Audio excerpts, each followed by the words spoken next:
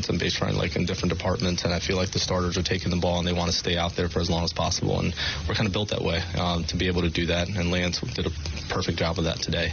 And then the Pen, once we have the lead and the ball's handed to them, the game, we want it to be over. And they've done a really good job of that as well. You guys feeling good? You guys feeling good about the St. Louis Cardinals right now? That voice you just heard was Oliver Marmol, who stuck with his pitcher longer than many critics would have expected yesterday. We'll talk about that here in just a minute with Alex and T-Bone on BK. Lance Lynn.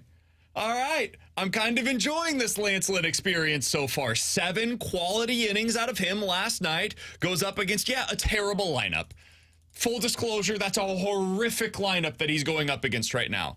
But it wasn't the first time that we've seen pretty good effort by Lance Lynn. He's been really solid, I would say, thus far, Alex, giving you exactly what you wanted when you signed Lance Lynn in the offseason. Let's hear from the people involved a little bit more from last night. Start out with Lance Lynn on his value that he places on getting deep into games. That's kind of my thing. So, the first 3 starts, I feel like kind of taking the day off because I haven't got there yet. So, it was a good one to get in, especially with the way the first 3 went with rain and this and that.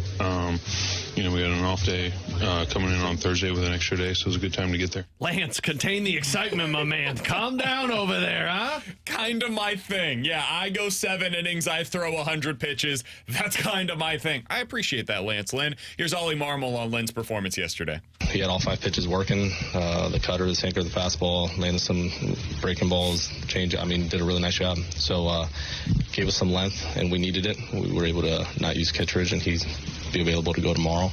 And JoJo came in. It was good for him to get Ruiz again. I like that matchup. Helsley closed the door. All right, Alex, I've got a question, and I want to ask it by using something that John Mozeliak had to say a couple of years ago after the Cardinals traded for Nolan Arenado. I suspect people are happier with Little Mo. Do you feel that way right now? Are you happier right now? I see that smirk. I see that smile. Are you happier right now with Little Mo? No. After seeing what Kyle Gibson and Lance Lynn have given to the Cardinals so far? No, I'm not. And I don't like how he uses the word suspect people are a little happier with Little Mo. No, I'm not. Look, better than I expected because I thought what he did against Miami was going to be every other start by Lance Lynn. So much better than I anticipated. But I also watch and I say this is not sustainable for the long run for Lance Lynn. We saw this last year where he'd have good starts and then it would just whoop, and now I'm giving up all of the home runs. I think this is good for the Cardinals no matter what because you're getting a guy who will go out there and eat innings for you. I think he is a perfect starter to have in the middle of that rotation and does have that upside. Plus, I like the attitude he got. I love the cup adjusting and the belt grabbing when he walks off the mound every out that he gets. But no, I'm not happier with Little Mo because I would have been happier with Little Mo if he used the money for Lynn and Gibson to go get a number 2 starter. Like, for example, Blake Snell, who got absolutely shellacked in his first outing, or Jordan Montgomery, who has yet to appear in a Major League Baseball game. He's building up. Or Luis Severino, who's awesome right now. Giving you 5 innings. I'll take it. But he wouldn't have been viewed as a 2 coming into the year. No, but he'd be pitching like a damn 2 right now. You view Luis Severino the way that you But I would have much rather you traded for Chris Sale, traded for any of the other starting pitchers that we've talked about that sit here and act like, oh my gosh, this is so much fun. Talk to me in June. Talk to me in June. I got to talk to you literally every day until June. I know. 5 days a week, 3 hours a day, 15 hours a week. Miserable. We got to talk. It's miserable for all of us. I understand. By the way, thanks for the first place rating, everybody, but BK makes me miserable. Between Lance Lynn and Kyle Gibson, by the way, seriously, thank you. We were first place in our target demo, second place overall. We genuinely appreciate you guys tuning in. We just don't like each other, but amazing. If you love us, that's all that matters. People hear that, by the way, and they actually believe that we don't like each other. It's not true. Alex and I really do like each other, at least from this side of things. I'm the thing that keeps us together. Have started 7 games so far this year for the Cardinals. They have combined to give them 40 innings. They have allowed 18 earned runs. That is good for a 4.0 ERA. If they continue getting something to that level the rest of the way, the Cardinals will be a playoff team this year. I don't know what they'll do when they get there. I still think you need an upgrade to this rotation as currently constructed. Maybe that comes via Tinkins being ready by the end of the year. Maybe that's one of the guys that's currently in AAA that is ready by the end of the year. Maybe it's TK Roby. Maybe it's somebody that they trade for. I don't know how they get there. But I do believe they will eventually need some kind of an upgrade. But what you're getting right now from Lynn and from Gibson, I would have signed up for this if this is what I had heard that they would get from them when they signed them in the offseason. Yeah, I think the Lynn signing's definitely been a success. I'm still on the fence about the Gibson one, and it's not because of his numbers as a whole. It's because he puts them out of games early. He's had some early inning struggles, which was an issue that the rotation as a whole last year had. But I would say, I'd hear an argument for it being viewed as a success because he's done his job as a 5, which was he's eating innings at least. At least even when he gave up 6 in the first, he ate 6 innings as well. So, but yeah, I'm not happy with Little Mo because I still do feel like they are missing a number 2. But I do think that for the questions that I had about the rotation and the way that they approached the offseason, and I was like, man, you're really going to sign Kyle Gibson, who gave up some of the most hits in Major League Baseball, and Lance Lynn, who gave the most home runs in baseball. Early results seem to say that it's going to be good enough, to your point, to A, buy time for the offense to get figure things out, and B, when the offense does figure things out, they have a potential playoff team. Their biggest issue in the rotation right now, think about this for a moment, and it's a little alarming that he's like number 4 in our top 20 most important Cardinals, isn't Lynn, it isn't Gibson, it isn't Matz, it's not Sonny Gray, who's healthy and looks awesome. Doing process of elimination here. It's Miles Zach Michaelis. Thompson? Oh. Miles Michaelis, mister. They're playing checkbook baseball over there in L.A. Yeah, you shouldn't has have been opened the your biggest mouth. problem for the St. Louis Cardinals rotation so far this year. And it's a little alarming that I say that, but hey, if Lynn and Gibson aren't that, and they're exceeding expectations, it's a win for the St. Louis Cardinals. Yeah, I've enjoyed the experience thus far. It's also something that I don't know if it's sustainable the way that the Cardinals are playing right now. The Cardinals have scored 3 or fewer runs in 10 of their last 12 games. That's awful. You can't win that way. They showed the graphic on the broadcast last night on Bally Sports Midwest. It was a really good one. They said over the last 3 years, teams that score 3 or fewer runs in a game win about 22% of the time on average. That's roughly in line with where the Cardinals are at. They're 4-8 so far this year when scoring 3 or fewer runs, including last night's game. They also did that in Sonny Gray's start. Cardinals were 1-13 though last year in the month of April when they scored 3 or fewer runs. So again, this year they're 4-8. Scoring 3 or fewer. Last year, 1-13 through the month of April. So they're giving themselves a chance. They're not scoring runs right now, which is a problem. And if they continue playing this way, it will result in them being a bad team this year at some point. This is just not a sustainable model, the way that they're operating currently. But having Lance Lynn go out there and pitch this way against, yes, a bad Oakland offense, having Sonny Gray, who gives you a chance, it is a real, frontline starting pitcher, that's the kind of thing that they were missing this time last year. They didn't have stability. Now you go out there, and I do kind of, to a degree, understand why you would want Lance Lynn out there instead of Zach Thompson. Because I know what I'm getting out of Lance Lynn, man. It's not going to look great every night. And there's going to be a lot of home runs that he gives up. I don't think he's fixed that problem. Go out on a limb. I think he's going to still give up a lot of home runs. But he's going to be out there. This is why I hate that stat, by the way, that you referenced, T-Bone. Yes, he's going to give up a lot of home runs because he's going to throw a lot of innings. He's going to face a lot of batters. And so, by the home run ratio, it's also too much. But the guys that throw 100 innings are going to give up fewer home runs than Lance Lynn because Lance Lynn is going to throw 170. But what about the guys that throw 150 and give up fewer home runs? Well, a lot of them also give up more base runners and more walks, and so they're giving up more runs on average than Lance Lynn does. This feels like when you tried to tell me that Lance Lynn's got better swing and miss stuff than Shohei Ohtani. Well, that's true. I haven't seen it. Last year it was true. This year hasn't quite. Well, this year it's going to be true because there's no swing and miss stuff from Shohei. True. This year, Zach Thompson's going to have more swing and miss stuff. Anyways, I got sidetracked. The reason why you want that instead of a guy like Zach Thompson, I don't know what Zach Thompson's going to be. One day he's throwing 89, the next day he's throwing 96. One day he's going 6 innings, the next day he's going 3. And so with Lance Lynn, yeah, the upside maybe not quite as high. But the downside is nowhere near as bad. And so going into every single game as a player, we're going to have a chance tonight. We're going to have a chance to be able to win. I was in with you on this segment until you were like, home runs aren't a real stat. What the hell are you talking about? I hate the home run stat. This isn't like blown saves where it could be like the 7th inning and not a save situation. You get a blown save for giving up the lead. You're right, BK. I hate when balls go over the center field wall. Logan Webb threw the most pitches in baseball. He allowed 22 homers. That's not 43. Let me read to you the list of the quarterbacks last year that threw the most interceptions in the NFL. Sam Howell, all right, set that aside.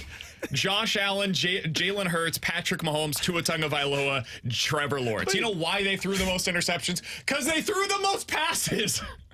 So when you throw more passes, you're going to get intercepted more often. Yeah, but this would be like saying Patrick Mahomes threw the most passes and then threw 40 picks, and we're just going to ignore the fact because he threw the most passes. I needed a good laugh to start off this show today. I hate that stat. I don't say this Earned often. runs. No, I love some of those BK gives. What the hell is that? You know what happens when a pitcher throws a lot of innings, BK? He gives up earned runs. Correct. I don't like Zach that Gallen stat. pitches in Arizona and threw over 200 innings and allowed only 22 home runs last year. No, hold on. I actually think Alex is getting to a really good point here. Oh, God. That you're wrong? You know who allowed the 7th most earned runs in Major League Baseball last year? Your boy Aaron Nola. You know why? Why do you want him? He threw 195 innings. You know who allowed the 9th most earned runs last year in Major League Baseball? Dylan Bleepin Cease. You know why? Because he he threw a bunch of innings. Also allowed a lot of home runs. You know who else was 11th last year? That stat doesn't matter. 11th last year in Major League Baseball in earned runs on the season was Sandy Alcantara. Hold on, because he threw a bunch of innings. Pause. Lance Those Lynn, by the three way, guys, 2nd most earned runs. Those 3 guys were not good last year for their respective Hang on, role. buddy. Those Hang guys on. had 4 ERAs. You don't think Zach Gallen was good last year? Hey, you want to You put those didn't on? say Zach Gallen. That's a You said Sandy Alcantara. and Dylan Cease Who was and not Aaron good Nola. last year. Cease was not good last year. Nola was not good last year. It's why I didn't want him. Go to break. For a stat guy to say I don't like the stat that is home run is just impressive. This has been bad, BK. You're giving up a lot of home runs in Hey, this you segment. know what? I understand where you're coming from, though, because last year I didn't appreciate the goals against average that people complained about with Bennington because I didn't like those stats. He saw the most shots. Of course he was going to give up goals. That's not really what I'm saying. But yeah, to that degree. Like, his save percentage stunk. If his save percentage was decent, but he gave up a bunch of goals because of the number of... Like, if he was seeing 50 shots a game and was giving up 3.4 goals against on average... That's actually an unbelievable season. Like, you have like a 93 save percentage. If you end up in that, it doesn't matter. Hey, man, I lost. You were fighting a winless battle right now. My point is basically happy with what we're talking about is a guy that goes out there and throws a bunch of innings. Because he is throwing the innings, we are now being critical of what happens when you throw a lot of innings. When you throw a lot of innings, you're going to have more volume statistics. That means more strikeouts. That means more hits allowed. That means more home runs. That means more walks. Now, Lance Lynn had a real home run problem last year. I'm not trying to diminish you're that. getting it. But this year, he hasn't necessarily had the same level of home run problem. Last year, he gave up 2 home runs per 9 innings pitched. It's not there this year so far. I don't think. I haven't checked exactly, but I'm pretty sure based on my eyes, I don't think he's there. That's really my point here is, like, I don't think that it's fair the way that we talk about Lynn and Gibson giving up the most home runs and the most hits allowed. The reason why that exists is because they threw a bunch of innings. They faced a bunch of batters, which is the whole point of why you signed them. Anyways, coming up in about 15 minutes, Craig Berube, former Blues head coach and Stanley Cup champion, will We'll join see the if he show. thinks home runs are good. I wonder what he thinks about goals. Oh, his team didn't score a lot of them when he was here at the beginning. I will say he might not be a fan. Yeah. We'll talk to Craig Berube about all of that and so much more coming up in about 15 minutes or so. Coming up next, though, are the Cardinals justifying right now the decision to stay away from the shortstop market over the last couple of years? Because you can make a pretty strong argument their best player currently is Mason Wynn. We'll talk about it next here on 101 ESPN.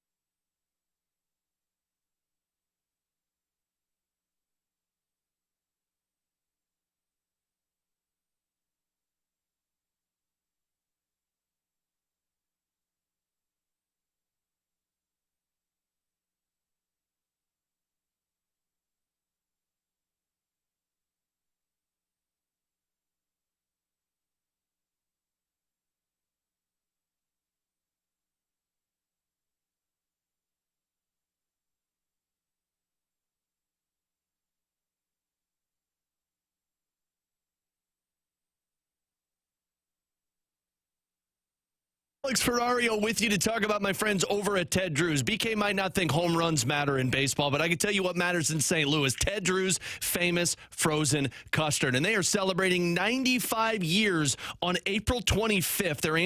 Their anniversary celebration will be taking place at Chippewa on Thursday from 3 to 7 o'clock, to where they will be celebrating the 95 years since 1929, making that frozen custard and having so many people out there to celebrate with them. They're going to have 95-cent cones. They're going to have family-friendly activities. They're going to have community support, giveaways, various surprises. Fredbird is going to be out there, so make sure you put it on your schedule now for April 25th, their 95th anniversary celebration. There's going to be a ton of charities that will be involved also. Cardinal Glennon, St. Louis Area Food Bank, and Stray Rescue of St. Louis. And while you're out there, walk across the parking lot, check out their gift shop. You can purchase Ted Drew's apparel, hats, giftware. You can also buy gift cards and take them home with you. Ted Drew's famous frozen custard. It really is good, guys and gals.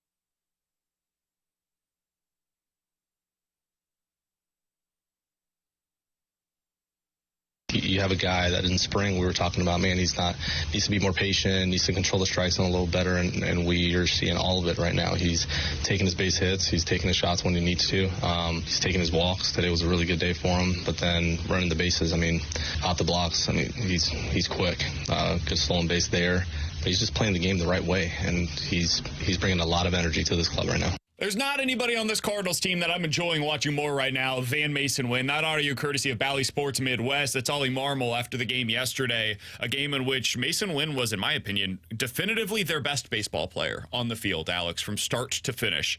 And so far this year, you look at what he's doing, even offensively. Set aside the amazing defense that we're seeing from Mason Wynn.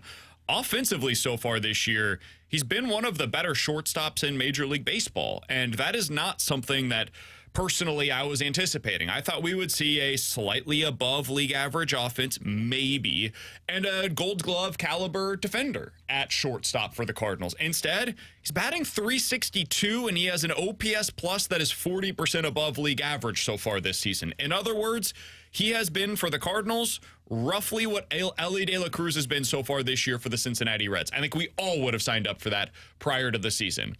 Alex, when you watch what we're seeing right now from Mason Wynn, what he is already, what he could be down the road, is it making you have differing opinions from where we were previously on the Cardinals sitting out of the shortstop market over the past couple of off seasons? Yes and no, which, again, welcome to sitting on the fence. On one side of it, it absolutely does, because we wanted the Correas and the Trey Turners and all of these players where we were in the Corey Seagers, and we were thinking, man, you need a star bat in the middle of your lineup. Why not go get this guy? Because it's an area that you're struggling with.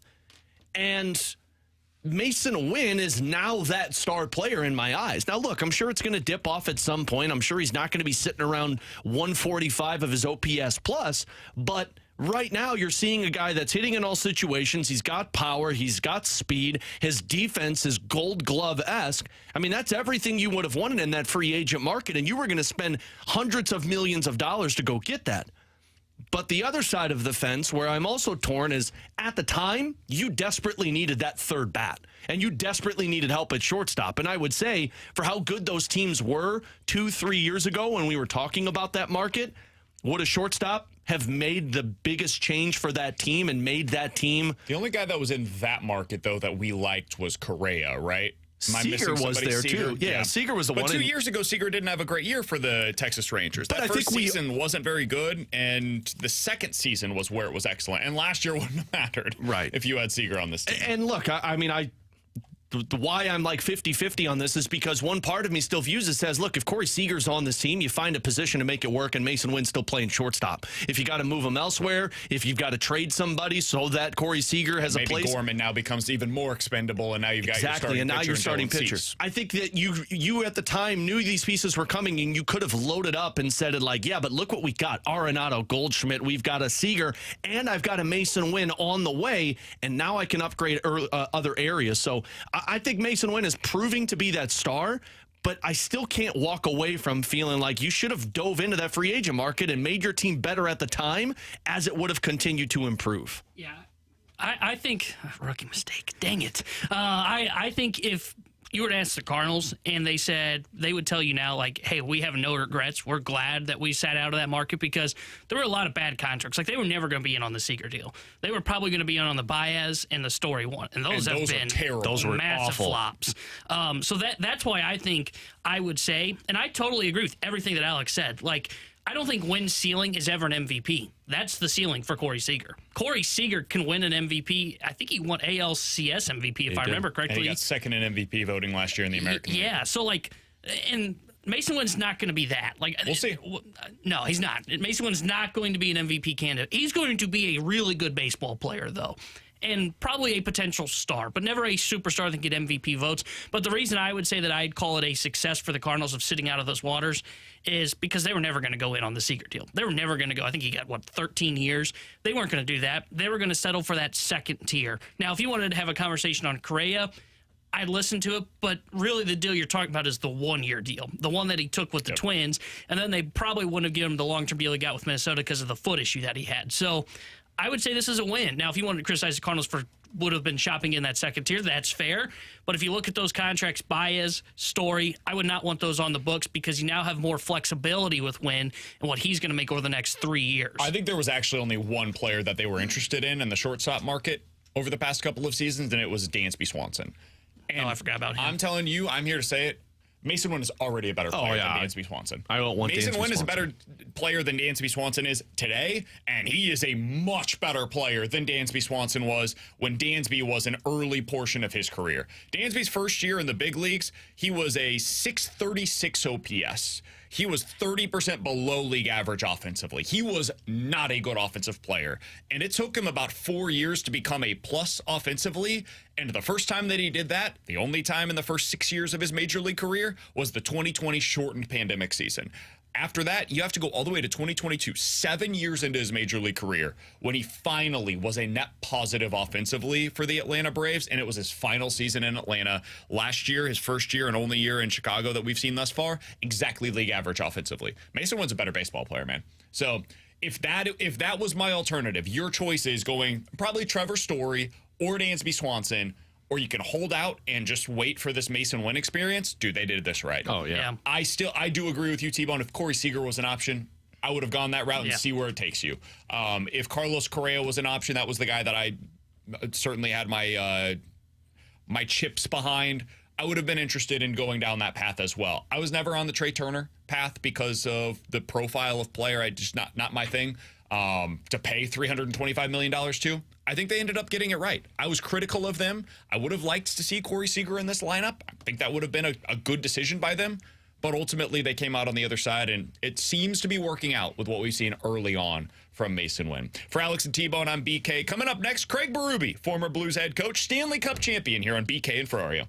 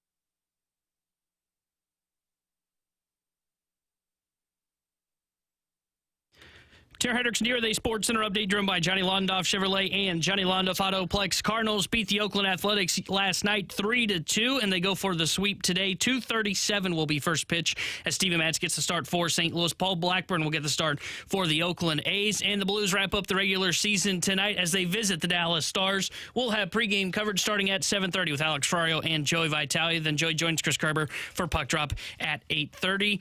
The Sports Update was driven by Johnny Londoff Chevrolet and Johnny Londoff Autoplex. See them at londoff.com. Chevy, together we drive. Are you kidding me?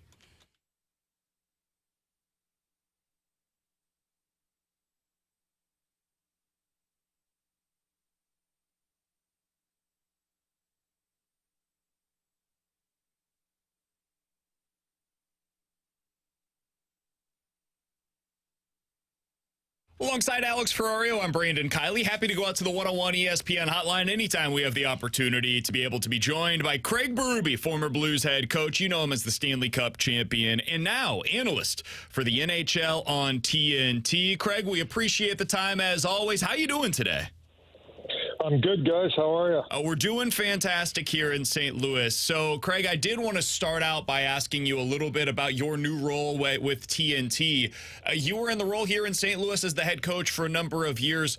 How are you watching the league differently as an analyst compared to how you were able to view it as a head coach when you were so tied into the day-to-day efforts there? Well, as a coach, you're worried about your team and you're focusing on your team a lot more than other teams in the league. Yeah, you got to watch film and tape on the team you're playing, and you watch hockey on a nightly basis. But, you know, when the job I'm doing, you know, I'm focusing on the games that I'm doing and what's going on, and also around the league, some interesting things that are happening. And, you know, I got to have a more wide variety of things that I have to be aware about, I think, as an analyst. You know, as a coach, like I said, you're dialed into your team, and that's the most important thing, what's going on with your team and then your opponents that you have coming up. Have you noticed any interesting trends or anything that you're seeing around the league that has caught your attention in this new role? You know, I don't know. I think, you know, I see the teams that are at the tops of the league or, you know, that are playing well. You know, it's interesting watching how, you know, they're just all connected and in rhythm all the time, you know, and they're flowing. It's predictable. The game's predictable. You know what you're going to get. You know, I think that's the biggest trend that I see with teams, successful teams. They play to their strengths on a nightly basis, and that's why they have consistency, I believe. You know, I think they're all a little bit different. You know, I'm not going to say, well, they all play the same. They don't. But they all play to their strengths, and, you know, I guess, like I said, they play predictable hockey on how they want to play. And with that being said, Craig, you know, at this time of the year, you expect that from the teams that are competing for the playoffs to get into that playoff mode. How tough is that to play that predictable in the same wavelength style from start to finish? Well, it's difficult, but that's a consistency you're looking for. And, you know, it's a long year, and you're going to have lulls in your game throughout the season, you know, that you just got to fix, and you got to get your players to buy into fixing it. I think that's the biggest thing. And when you do that, you don't go on, you know, slumps that are, you know, for too long. I mean, every team goes through some tough times. That's pretty regular around the league. But you got to get out of them quick if you can. That's the key. We're talking to Craig Berube, former Blues head coach, Stanley Cup champion, now an analyst on the NHL on TNT's presentations. Craig, I do want to ask you, are you enjoying that? Like, what has this experience been like for you to be on that TNT pre-post and intermission show? Yeah, it's good. It's fun. I mean, good guys to work with. It's real good people there. You know, it keeps me busy, I think, and it keeps me involved in a game. And I think that's, you know, the most important thing. And, you know, I have enjoyed it. I'm not going to lie to you. I mean, they treat you great. Like I said, I work with good people, and that's the most important thing. And, I think I have some good things that I can bring to the table. So it's been good so far. I got to tell you, Craig, I was watching on the most recent one that you had for the Blues where they wrapped up that homestand, and I really love the combo of you and Paul Bissonnette. Like the back and forth that you and Biz have on that broadcast is so much fun to me. Well, he does a great job on the show. Biz is really good at that, and he's made a real good name for himself with his podcast and doing the TNT stuff.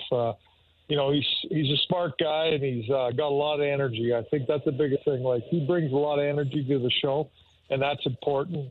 He brings a lot more than I do, I'll tell you that. It's a lot of fun. I enjoy him, and he's a great guy, great to be around. That's awesome. Well, Craig, from the Blues perspective, you were on that TNT broadcast as they wrapped up that homestand, and you've seen a lot of these Blues games because I know you've been on a lot of the desks for some Blues games down the stretch. In your opinion, what do you think changed for this Blues team from when you left to now at the end of the season? Well, their power play got a lot better. I think if you look at their power play, it really improved. I know you look at where they are ranked, and you got to put that aside because it's hard when your power play is not very good early on. It's hard to play catch up, right?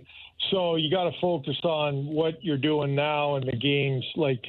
So I think that's the biggest thing I've seen is that power play has really improved and really, I thought, helped their team a lot. And that was great to see Bolduc and Dean up there playing. I thought Bolduc did some real good things. He made some real good strides. That's important for the franchise going forward. I think that's the biggest takeaways I take from the team. It's unfortunate they lost too many games to teams that they should have beaten. And if you look at the points, they probably are in the playoffs or right there. Craig, you mentioned a couple of years ago, I remember it was during the summer, and I was doing the show with Jamie Rivers at the time, and we asked you about Robert Thomas, and you said he's got star potential if he's willing to put in the work and get to the place where his skill can get him. And now this year, for the first time in the last 20 years, he was the guy that was able to get to that point-per-game production for the St. Louis Blues. No other Blue has done that in 20 years. And he was a +8 on the ice. He's playing 21 minutes. You mentioned the power play. He's been excellent in that area as well. And based on some of the numbers that we have at least publicly available, they say he's playing the most difficult minutes of any forward in the NHL this year based on the competition level that he's seeing.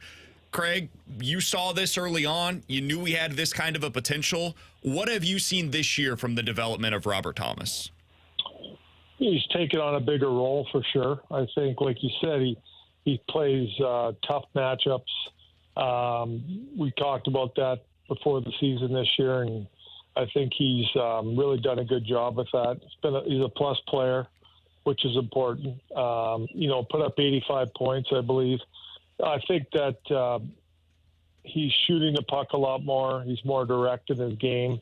There's been a lot of positives with Robert Thomas, in my opinion, and I think that, there's more there, I believe, still. This guy's a talented hockey player, smart, understands the game really well. He's going to keep getting better, boys. I truly believe that. He's going to keep getting better. So with that, because Craig, I talked to Doug Wade about a week ago, and I was asking him just from a center's perspective about Robert Thomas's growth, and he said that in his eyes, Robert Thomas is a guy who regularly can get 35 goals, 75 assists. From a former coach's standpoint, Craig, what's that next step for him to get to that 100-point threshold?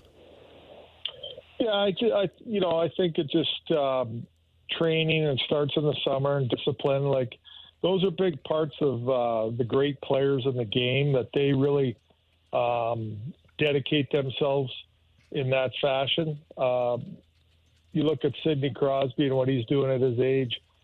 To me, that's just it's a lot of discipline, a lot of dedication that goes into that to be able to be consistent as he has as a player throughout his career. And it starts in the summertime, working out, training, doing all the right things. It's hockey. It's got to be first. I think that Robbie's going to do that. I think he's going to dedicate himself more and be more disciplined going forward here. And if he does that, then he's going to keep improving. He knows how to do things on the ice. He's a very smart player, and he has the capabilities of doing anything out there. And it's just the dedication and the discipline. And if I think he dedicates himself a little bit more and gets more disciplined in his game and his life, there's who's stopping him. It's going to be tough. He's like I said, he's a great talent. Greg, when we think about Robert Thomas, we now immediately go top-line player. That's a guy that is a top-line player, whether it's here or elsewhere. Like, not saying that he's going anywhere, but no matter what team he's on, that is a top-line level center. For a coach, I would have to imagine you might view the role of a top-line player a little differently than we do here in the media, right? We're looking at it, and it's like, hey, who are the guys on the wing that are going to put up 30 goals for you? What are some of the responsibilities that are required out of a top-line player for a coach that we on the outside looking in may not be thinking about? Yeah, and I get the points, and he does have to produce. He has to be a point producer for the team for sure. But he's got to play a 200-foot game. That's, when you want to be a top-line player in this league, you have to play 200 feet. If you want to win in this game, your top-line guys have to play 200 feet. They got to check. They got to do all the little things, block shots. There's a number of little things that have to go with that, to be a top-line player, in my opinion. Do you think Jake Neighbors at this point fits into that criteria or can fit into that criteria as he continues to grow, Craig? Well, he definitely had a real good year. I'm very happy for Jake. I really like Jake. He brings a lot of elements that you don't even see it because, it's off the ice. It's his attitude. It's his work ethic. It's all that stuff that he brings to the table. He's got some great leadership qualities that people probably don't know about that are very important for a team and a player. And he has those qualities, I believe. He's got great upside. He's not an overly talented player. He doesn't have great speed or anything like that, but he's got other tangibles that a lot of people don't have that he has. And, you just look at some of the goals he scored this year and the work ethic that goes into it, the grind around the net and the competitiveness that he brings. I'm not going to say where he's going to fit in as a top-line winger or a second-line winger or whatever. That's truly up to him. The coaching staff and the organization. But he's got a lot of qualities that make him a real good, important player for a team. Greg, do you feel like that role of a traditional, old-school power forward parked in front of the net and clean up all of those shot attempts and rebounds, do you think that's lacking in the league today? There's a lot of probably players and teams that do not have a lot of that, and it's very important, especially going down the stretch and in the playoffs and things like that. You need those types of players. You need the grit and determination to go to the net and score those dirty, greasy goals because there's not going to be a lot of room in the playoffs. You know how tight checking it gets, and it's the intensity and the competitiveness goes up another level. And, that's where Jake can really, take advantage of things, I think, and how important he is to a team, having a guy like that in your team, because he's that type of player, I believe. And he's still young. He's got a lot of growing to do, and he's going to grow because he's got the attitude, the work ethic, and that goes along with it. Craig, we talked earlier in the conversation about trends around the National Hockey League, and specifically when it gets to the playoffs and when you're talking, last year it was you need big defensemen to win like Vegas did, or a couple of years ago when the Blues won, it was strength down the middle. What do you feel like the trend is that teams need to be successful now? Is it strength down the middle? Is it that size on defense? Well, yes, it's those two areas are highly important in the playoffs. You need some good goaltending for sure. Your goalies don't have to be great, I don't believe, but they have to make saves that are very important throughout a playoff series and game to game, in game. That you're going to need that for sure in net. But the size of the defenseman is very important for playoffs. I think having some size back there, getting in the way, blocking shots, being hard at your net, all those things like that are very important in the playoffs. And it's, I think it's one of the most important things is being strong down the middle of the ice. I don't think that's ever changed, to be honest with you. I think if you look at teams that win cups and look at their center iceman. Craig, final question that I had for you, and Craig Berube's our guest here on 101 ESPN, former Blues head coach, now an analyst for the NHL on TNT. We're going to talk about this a little bit later on today. Charlie Lindgren has become a sensation in the NHL once again this year for what he's done with the Washington Capitals to give them a chance to get into the playoffs down the stretch. I wanted to ask you about David Alexander, because you look at what we've seen with Benner and what he has become in the NHL, Husso, Hofer, Charlie Lindgren, what he has now become. What is the secret for David Alexander to get the best out of these guys, to identify and then develop this kind of talent? Well, he's highly intelligent, David.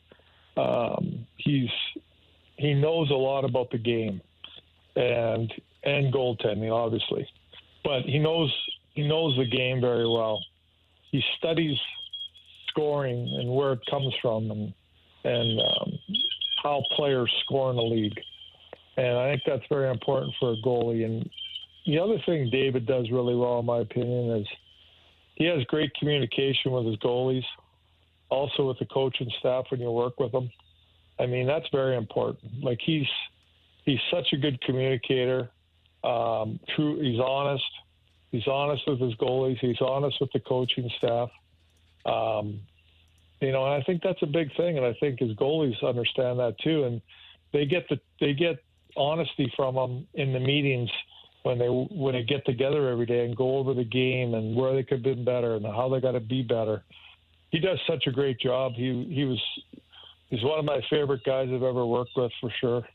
And he's done a great job for the Blues organization with the goaltending situation and what he's done with a bunch of goalies there. And like you said, you look at Charlie, how he came up there for a handful of games and played really well for us. But just being around Davey, you learned a lot. And Charlie's done a great job for Washington. Highly competitive goalie and has a great attitude too. All right, Craig, we'll end where we started, talking about the TNT broadcast crew. Prime Craig Berube versus prime Paul Bissonnette. Who comes out on top? Come on. It's no contest. Well, like I said, Biz brings a lot more energy than me. But, if we have to drop the gloves, I'm going to bet on myself. Amen to that, Craig. I'm taking you any day of the week also. I just wanted to make sure Craig was on top of that one, too. Not a surprise at all. Hey, Craig, we appreciate the time. It's always great to be able to catch up. Still so many people that are sending in text right now saying they appreciate everything that you were able to do here in St. Louis. Always enjoy catching up with you. Hopefully we'll talk with you again soon. Continued success in your time with TNT. Yeah. Thanks, guys. I appreciate it. Thanks, Craig. You got it. That's Craig Berube, former Blues head coach, Stanley Cup champion, and now analyst for the NHL on TNT. Genuinely a thrill every time that we're able to have the opportunity to catch up with Craig Berube. Did find some of the things that he said about being a top-line player to be really interesting. I think he gave you a checklist of that criteria, and I think for fans listening, you can mark off the checklist of players that you're trying to figure out if they are or if you need to go find them.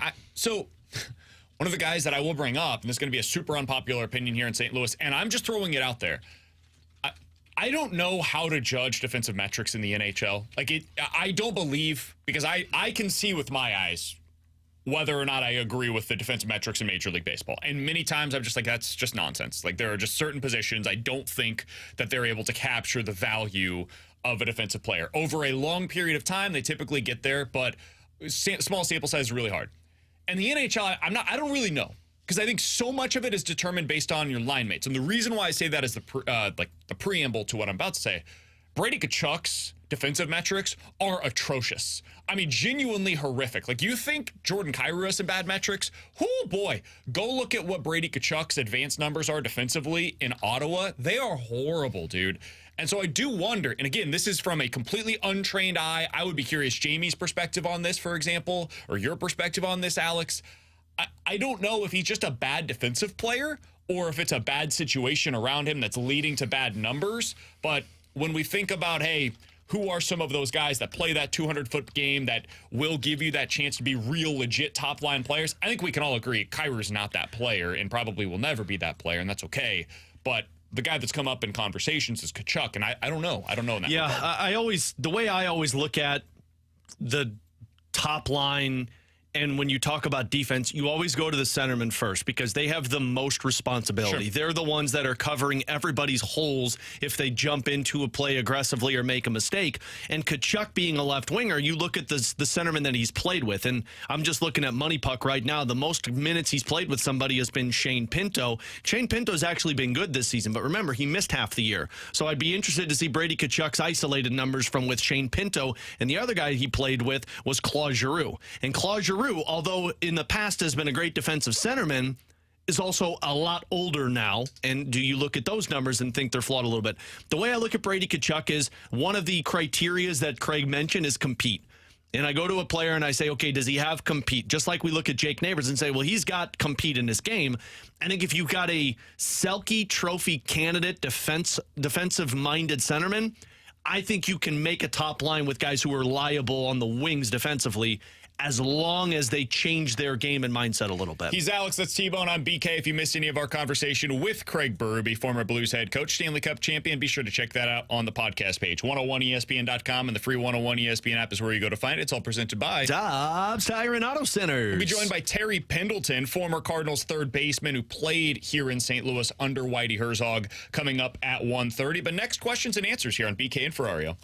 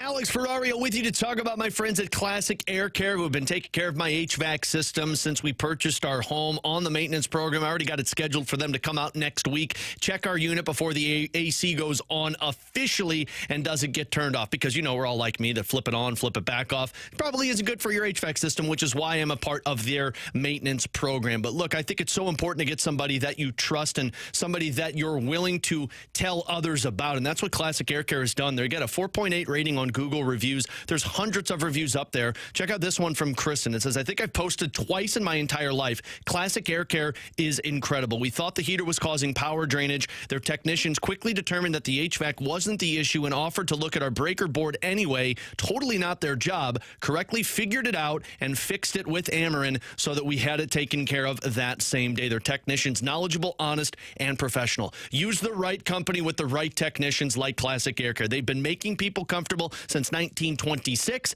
Classic Air Care, classicaircare.com.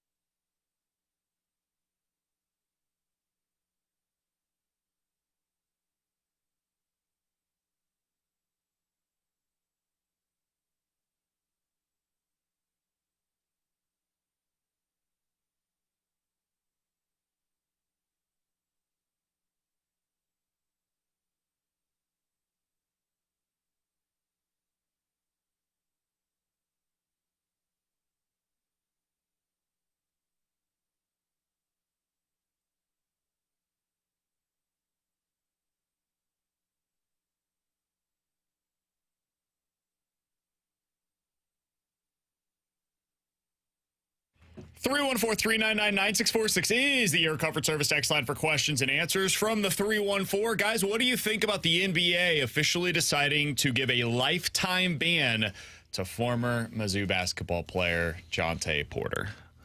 Did you see what he did? Yeah, he's like Ipe. He bet on Toronto to lose. He played for the Toronto Raptors. He bet on his team. Yeah, I mean, he knew they were bad. To lose. That's easy money. Yeah, he's got to go. Like, this is the obvious. I've seen some people trying to equate this to guys that, like, got in trouble legally. Guys, I don't know what to tell you. This doesn't, you don't have to agree with this, but the biggest threat to professional sports is fans not believing that the games are determined between the white lines. Yeah. Like, if fans believe that there is something artificially determining the outcome of games, it ceases to be professional sports to us. That becomes wrestling. And if it becomes wrestling, it's scripted, and that is not what we watch the games. The whole idea of watching sports is that anything can happen on any given day, and it's not predetermined. So, yeah, they had to boot him. He had to go. They had to make an example out of him. It's the right decision.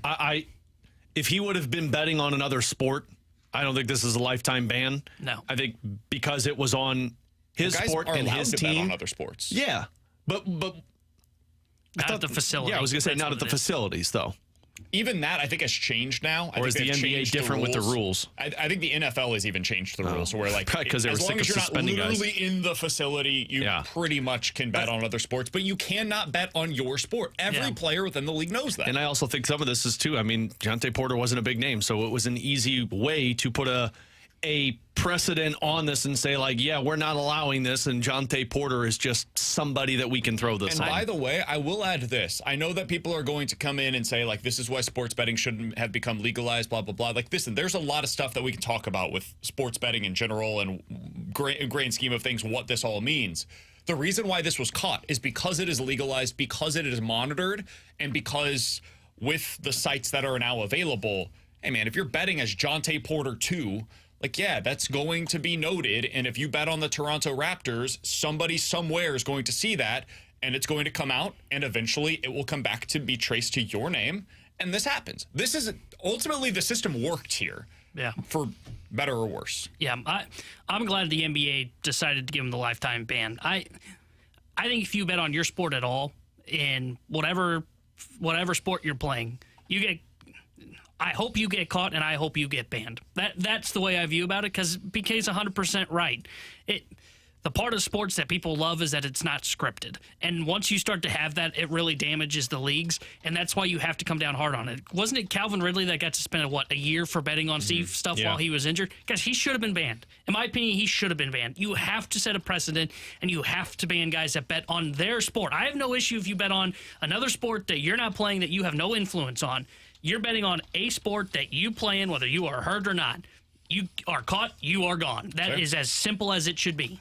314-399-9646 from the 314. Guys, who is a player that is not talked about very often that you could see the Blues trading away? I feel like we talk about basically the entire roster as being potential candidates, but I'll throw one out, Alex. I'm curious your thoughts on this as well. I would say Brandon Saad is a guy that I do think will have some value to other teams. I'm not telling you the Blues should or will trade him, but if they want to open up a roster spot, I think other contenders would look at it. 2 years, $4.5 million per year for a 32-year-old Brandon Saad who had 20 goals again this season. He's a walking, breathing 20-goal scorer every single season, 40 to 45 points. That has value for a middle six for another team. I could see maybe him being a guy that ends up getting dealt. Yeah. Not because they want to, but because he has value elsewhere, and you get a mid-round pick in return. Yeah, no, I'm with you. I think he could be trade deadline chip also for the Blues going into next season if it doesn't work out again for the team. I think Nick Leddy's name is probably here. Nick Leddy had a really good end of the season, and if I'm the Blues, I'd like to keep that, and I'd just like to upgrade so that Leddy's playing my second pair. But I mean, if you're trying to shed salary in certain places, that might be one of them for how good of a season he had. The other one, and we mentioned it yesterday, and it was just a hypothetical scenario. Just keep an eye on Joel Hofer. I'd be really interested what they do. You're in the best situation possible, and I am not advocating for it. I think you should keep this position, but the Blues' strength is in their goaltending pipeline, and if you want to get something of quality, trade away a young goaltender who's having some success right now. That's how you get something back. The problem with that is you don't want to pull a Ben Bishop. Yeah, you don't want to get it wrong. All right, from the 618, final question here. Guys, will you be playing the lineup game today, or is the fast lane going to get all up in their feelings if that happens? That's our game, so we're playing it. We will play it. Relax. We'll do that coming up next. We're at Centene, so they won't find here on us BK tomorrow. and Ferrario.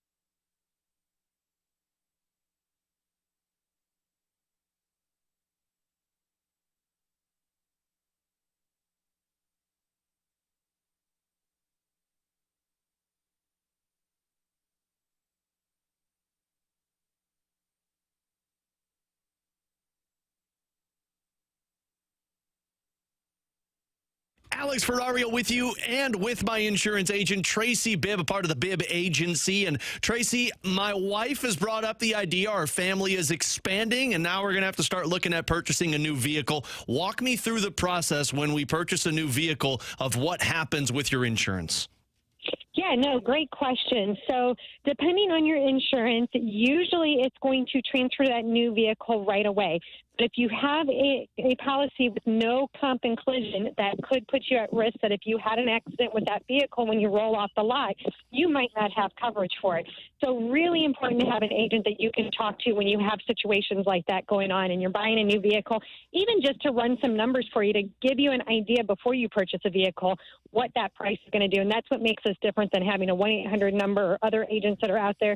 You give our agency a call. We can give you some what ifs, let you know what's going to happen. We can answer questions for you when you have concerns. That's what we do at the agency. Tracy Bibb and her team are great. You get that personal attention like she just mentioned. They preach it's not a matter of if something happens, it's when something happens. Give her a call today. Tell her you heard this conversation. Alex Ferrario sent you over. You get a free non-committal quote. 314-328-4260. 314-328-4260. No fib. You're always in great hands with the Bib. Tracy, thank you so much. Thanks so much. Go Cards.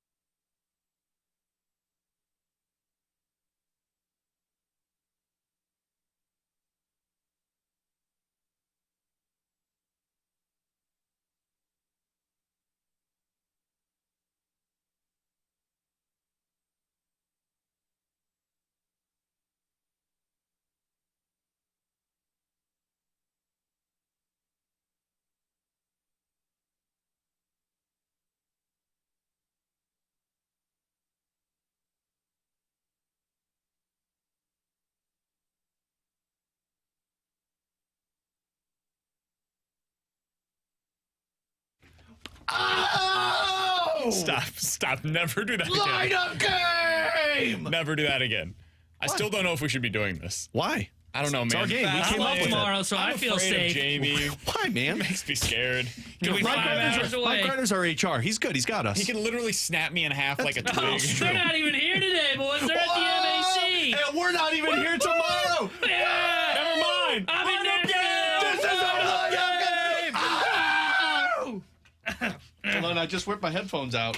What just happened? Oh, yeah. Let's go ahead. Let's go, fully commit boys. to the bit. Cardinals! Put on my Mo bow tie. Let's talk about Mo fashions. No, let's talk about the Blues winning the Cup Let's next get nasty, year. boys. Let's get nasty. Nolan Arenado. All right, now we will get killed. We will be killed on You Friday. want to do a eulogy? I'm not gonna be Those here. were mine to begin with, but don't let them fool you. Free form Friday. No, Freedom it's Friday. Freedom Friday. God, We man. can do Wacky Wednesday. What's the Topless home run Thursday. game? What's the home run game that they play? Bet the board? Oh, Bet the man. board I here? don't think they do that anymore. They don't do that? Yeah, they do. Yeah, Do they? Yeah. I don't know. I'm in the Let's do the car at like let's do the 4:30. gauntlet. You want to do the Nah, gauntlet? no, we Oh don't yeah, do BK. that. It's in like games. He sucks at trivia. All right, let's go ahead and get this thing going. Paul Blackburn, a right-handed pitcher who's been excellent, by the way, is on the mound today for the Oakland A's. But this is your trade candidate. No, we want Quintana. I don't want anybody from Oakland. I told you like 3 years ago the Cardinals should trade for Paul Blackburn. No, I brought it up. You also told us Sean Manaea, and how's that working out? I mean, he was good last year. Remember when you stopped to get Kyle Gibson? Fine. You see, I was going to say pretty good, and he was like, he's fine. fine. You knew I'd yell at him again. All right, Paul Blackburn on the mound. Change-up, cutter, four-seam, sinker, slider, curveball. He's got a little bit of everything. Okay, so There's a bunch of fastballs. Change-up's his primary pitch, though. That's his best one. So you're going to miss another Alex. opportunity to sweep. That's fine. Let's start with the leadoff position, if you will. Okay. Brendan Donovan. Brandon Donovan. All right, way to go, Donnie! No, I got Donovan at second base, so we'll have to find out. I've got him in right field. My Okay. Donnie plays right. All right, so I know BK has got something different than me on this one. BK's like, nah, they're going to move Goldie down. Guys, I think it's time. I've got Paul Goldschmidt hitting 2-hole. I personally think it is time to move Paul Goldschmidt down. I have 2 candidates to be batting in the 2-hole today. My preference is Mason Wynn. The other candidate to do so would be Wilson Contreras. Alex, Brandon. who do you want to go with here? I would say Goldie. All right, let's go with it. I love gold! Well, Alex is 1-for-1 on his lineup. They're gonna going to move have him to down. make the switch sooner rather than later. I don't think they're going to, man. It's I think his yet staples to- are... Let's go back in the history books to last year when Wilson Contreras didn't hit for a whole first half. Did Oliver Marmol? I like how you went with Oliver. Oliver It was like 3 did not weeks. move him down. That's almost a month, man. Guess what? There's 4 weeks in a month. It's been 3 weeks. Yeah, Wilson Contreras is also 30 when he did that. Yeah. Paul Goldschmidt showed these signs last year, and now Oliver Jose Marmol never... Yeah, it is. I just looked it up. looked it up. It's on Wikipedia. So Wiki's always All right. right, so Goldie's batting 2. He's going to be your first baseman today, I would imagine. All right, 3-hole hitter. I'm going Lars Newbar. I'm going Lars Newbar also.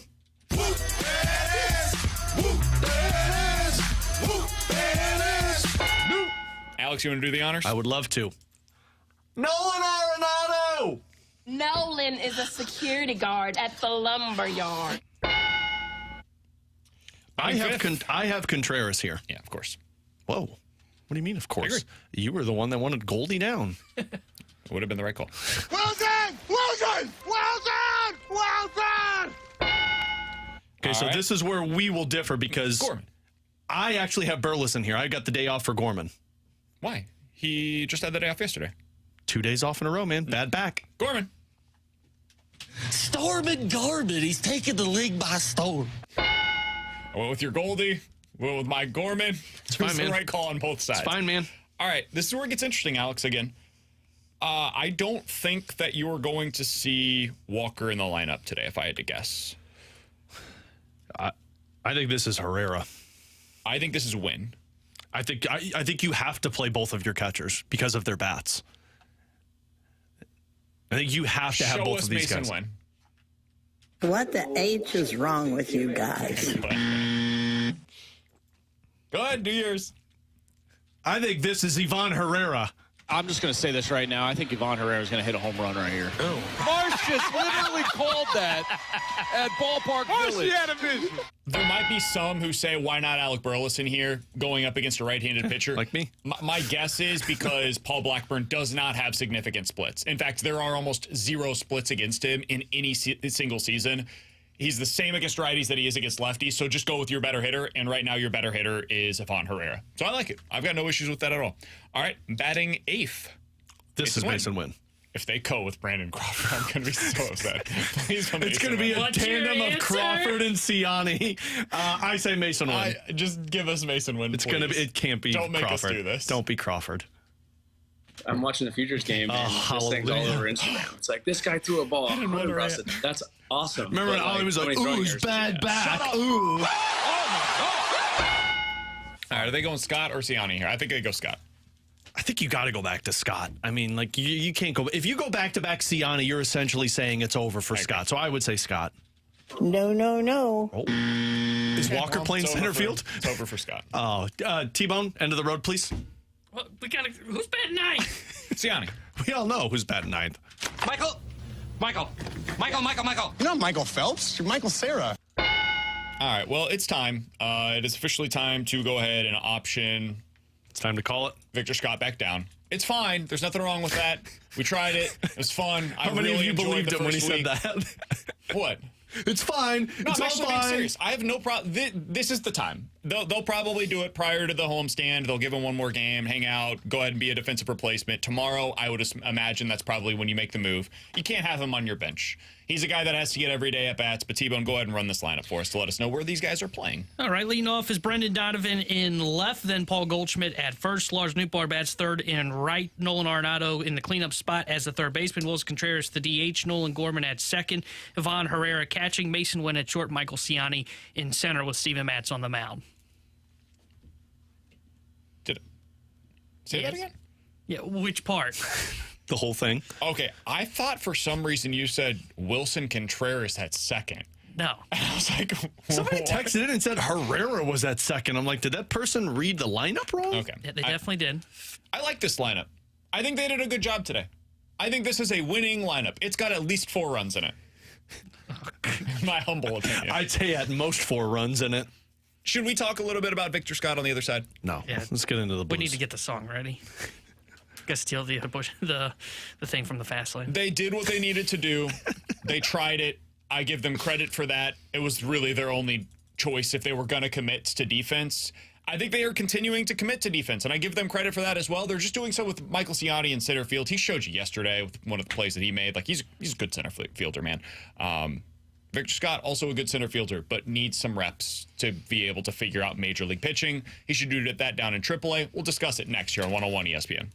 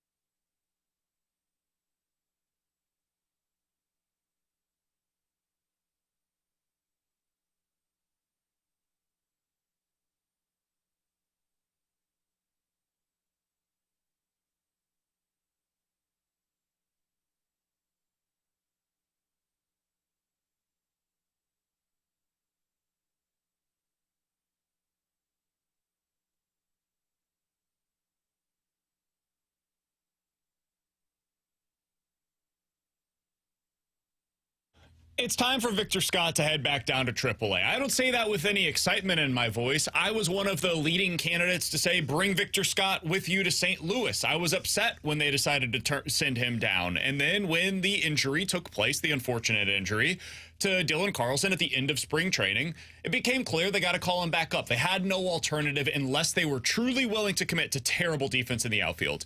And Ollie Marmol said, hey, listen, I'm not doing that this time around. I think that defense is important for this team. I saw the results of the alternative last year. I'm not going back to that. So they gave it a shot. They tried to find out what it would look like with an everyday center fielder who was truly defense first.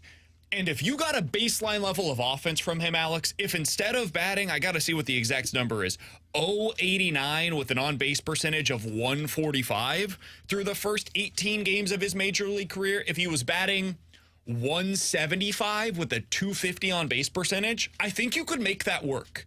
But it is too bad right now to believe that that is a guy that can be in your lineup every day. Michael Ciani also, by the way, is basically Victor Scott, but better at the plate right now and plays similar defense in the outfield. So the upside isn't really there right now with Victor Scott. There's no downside to sending him down to AAA because of your alternative in center field. And you're able to add somebody else to your bench now that can come in and potentially help you out a little bit. I don't know who that player is going to be. Maybe it's Matt Carpenter if he's healthy. I don't know where he's at right now on his rehab in that scenario. I know that the center fielders that are making their way back are still a ways away. They just started hitting off the tee, talking about Carlson and Edman. But I do think starting on this homestand, that's the time when you go ahead and make the choice, Alex, and say, listen, Victor, we appreciate everything you did for us first couple of weeks of the season. I think this is really good for you to now know what you need to work on as you go back down to AAA. Look at what Mason Wynn has done from where he was at this point last year to where he is today. We expect you to do the same by the end of the year. You'll be back up. Got an opportunity once again to earn your way back onto this roster as a starting center fielder. But for now, the best thing for everybody involved is for you to go down to AAA. Yeah, I mean, look, I don't like it because I was very...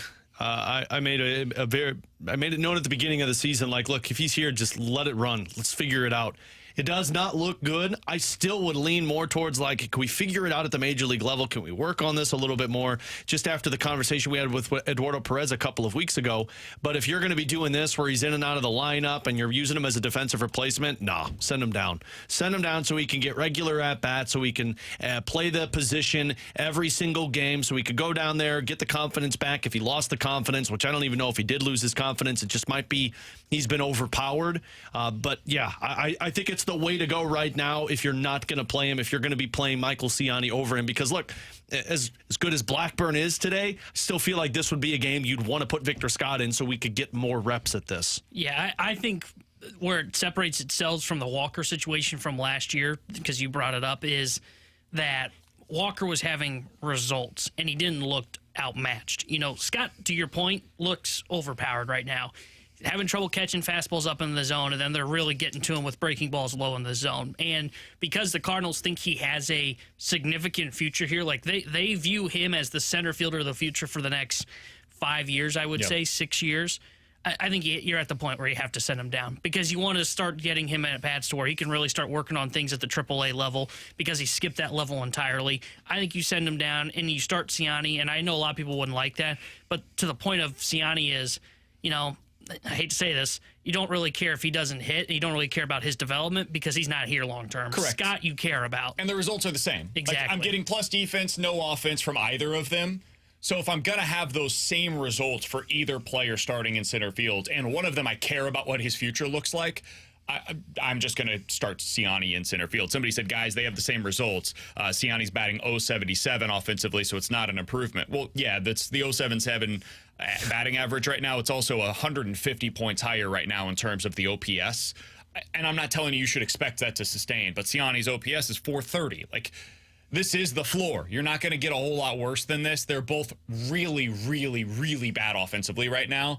And with the way that Goldie's hitting, you need a little bit more from that spot. Not a lot, but a little bit more. And unfortunately, Victor Scott is currently performing as if he's an automatic out at the bottom of your roster. If you make that move, though, and Matt Carpenter is not ready, I will be curious to see what they do. My guess, and this is going to make a lot of people mad probably, They probably just bring back Pedro Pajes.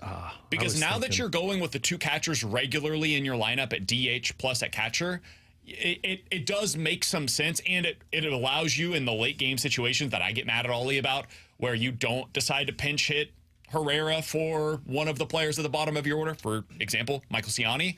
Now you can do that on a more regular basis when both of them are not in the lineup. So I could see them maybe going that direction. When you look at the 40-man roster for position players, there's just not a whole lot of choices, guys. It's Luken Baker, Jose Fermin, Pedro Pajes, Alfonso Rivas. Those are the other guys that are on your 40-man that are position players that could be called up without having to add somebody to the roster. If they go that route, and I think that probably is the best route to go because of what you just said, they're going to have to wait a couple more days because he's got to be down there. I think it's 10 days, and they can't bring him up unless there's an injury. So they'd have to wait a little bit longer, and it just depends. How long are they willing to, maybe, like you said, maybe it's this next homestand, Friday, Saturday, Sunday. I mean, you'd have to do the whole homestand, essentially. Yeah. Good call. I don't know if they go that route. I think maybe you call somebody else up for the weekend, and then you call up Pajes next week. Yeah, that might be what they do. Like call up Rivas, for example, or Luken Baker, someone that... Baker probably makes some sense. You could use a right-handed power hitter on this team. And because you're very left-handed heavy, and Goldie's going to have to get some days at DH here coming up soon as well, probably, so you could put him at first if you wanted to. My guess is that's the route they'll go till they have the opportunity to call up Pajes, unless there's another injury we don't know about, but I don't think there is. I have not looked this up. Luken Baker so far this year, not off to a good start, batting 200 down in the minors. You do Fermin just as an extra infielder body for you? Possibly. You have a lot of those guys right now on the roster already. Well, but I mean, the way I look at it is like you're not. I mean, to me, it's been terrible too. I mean, honestly, the guy that you'd probably call up is Cesar Pareto, who's hitting on the 40, really is he? well. No, you'd have to make a move on the 40-man. But you I can't mean, do that, man. Who are you going to cut? Alfonso Rivas is a guy that I think you could probably get away with DFA. He's a lefty. I don't know that anybody would pick him up, and even if they do, you have like 3 other first basemen on the roster right now. I don't think it's going to be the end of the world. It would be the end of the road, but not the end of the world. Do you really want Alfonso Rivas to go elsewhere and make you pay? Pareto so far this year has 20 hits in his first 15 games. Jeez. 4 of those have been home runs. He's got an OPS of 960. But to your point on Jose Fermin, he had a really good spring, and also he's been excellent so far. He has an OPS of over 1,100 at AAA.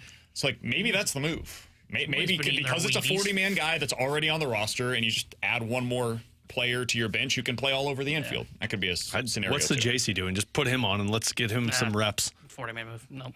We just said we're going to hitting for average, but not any power. We're going to get rid of Rivas. They probably want to that point though. If JC, honestly, not the worst idea in the world. But you're not they playing just want him. Yeah, and they just want him more time. It's the same as Victor Scott thing. I don't think you see Sajc this season unless you see Donovan go down. Donovan gets hurt, or then you'll see Sajc. I don't even know that because you could maybe second baseman. But they may even just go to Donovan and say, okay, we can lock Donovan into a position. But you got Carpenter too. Knock on wood. Please do not allow this to happen.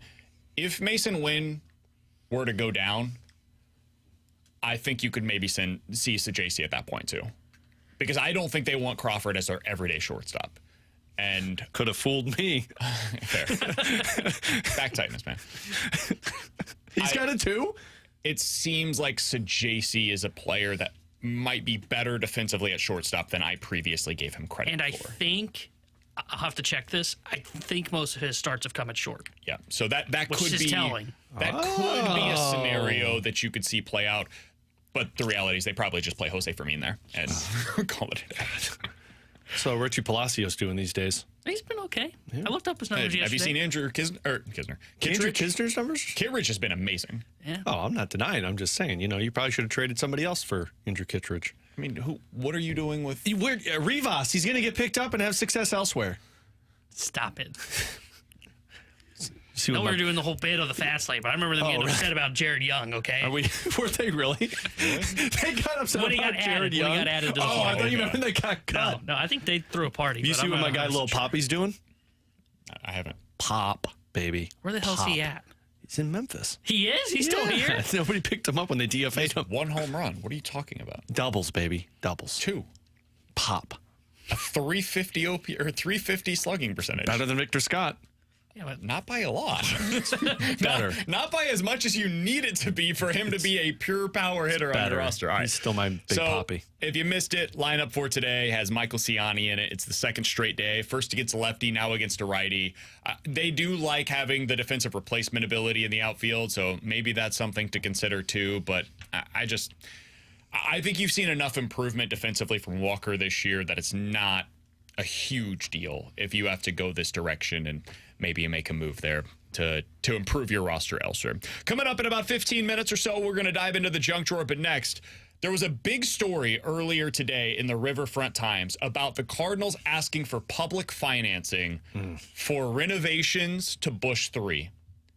We'll give you all of the details of that story from the Riverfront Times. Hear from some of you, 314-399-9646. That is the Air Comfort Service text line. Give you our thoughts on it next year on 101 ESPN.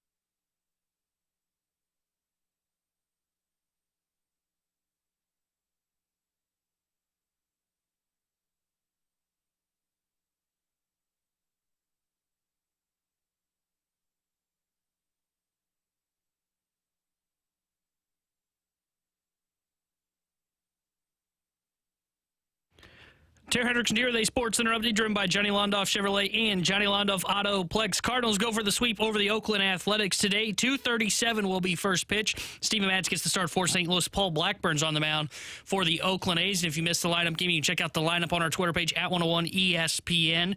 And the Blues back in action. They wrap up the regular season tonight. Pre-game coverage starts at 7:30 with Alex Ferrario and Joey Vitale. And then Joey joins Chris Kerber for Puck Drop at 8:30 as the Blues take on the Dallas Stars. The Sports Update was driven by Johnny Londoff Chevrolet and Johnny Londoff Autoplex. See them at londoff.com. Chevy, together we drive. Are you kidding me?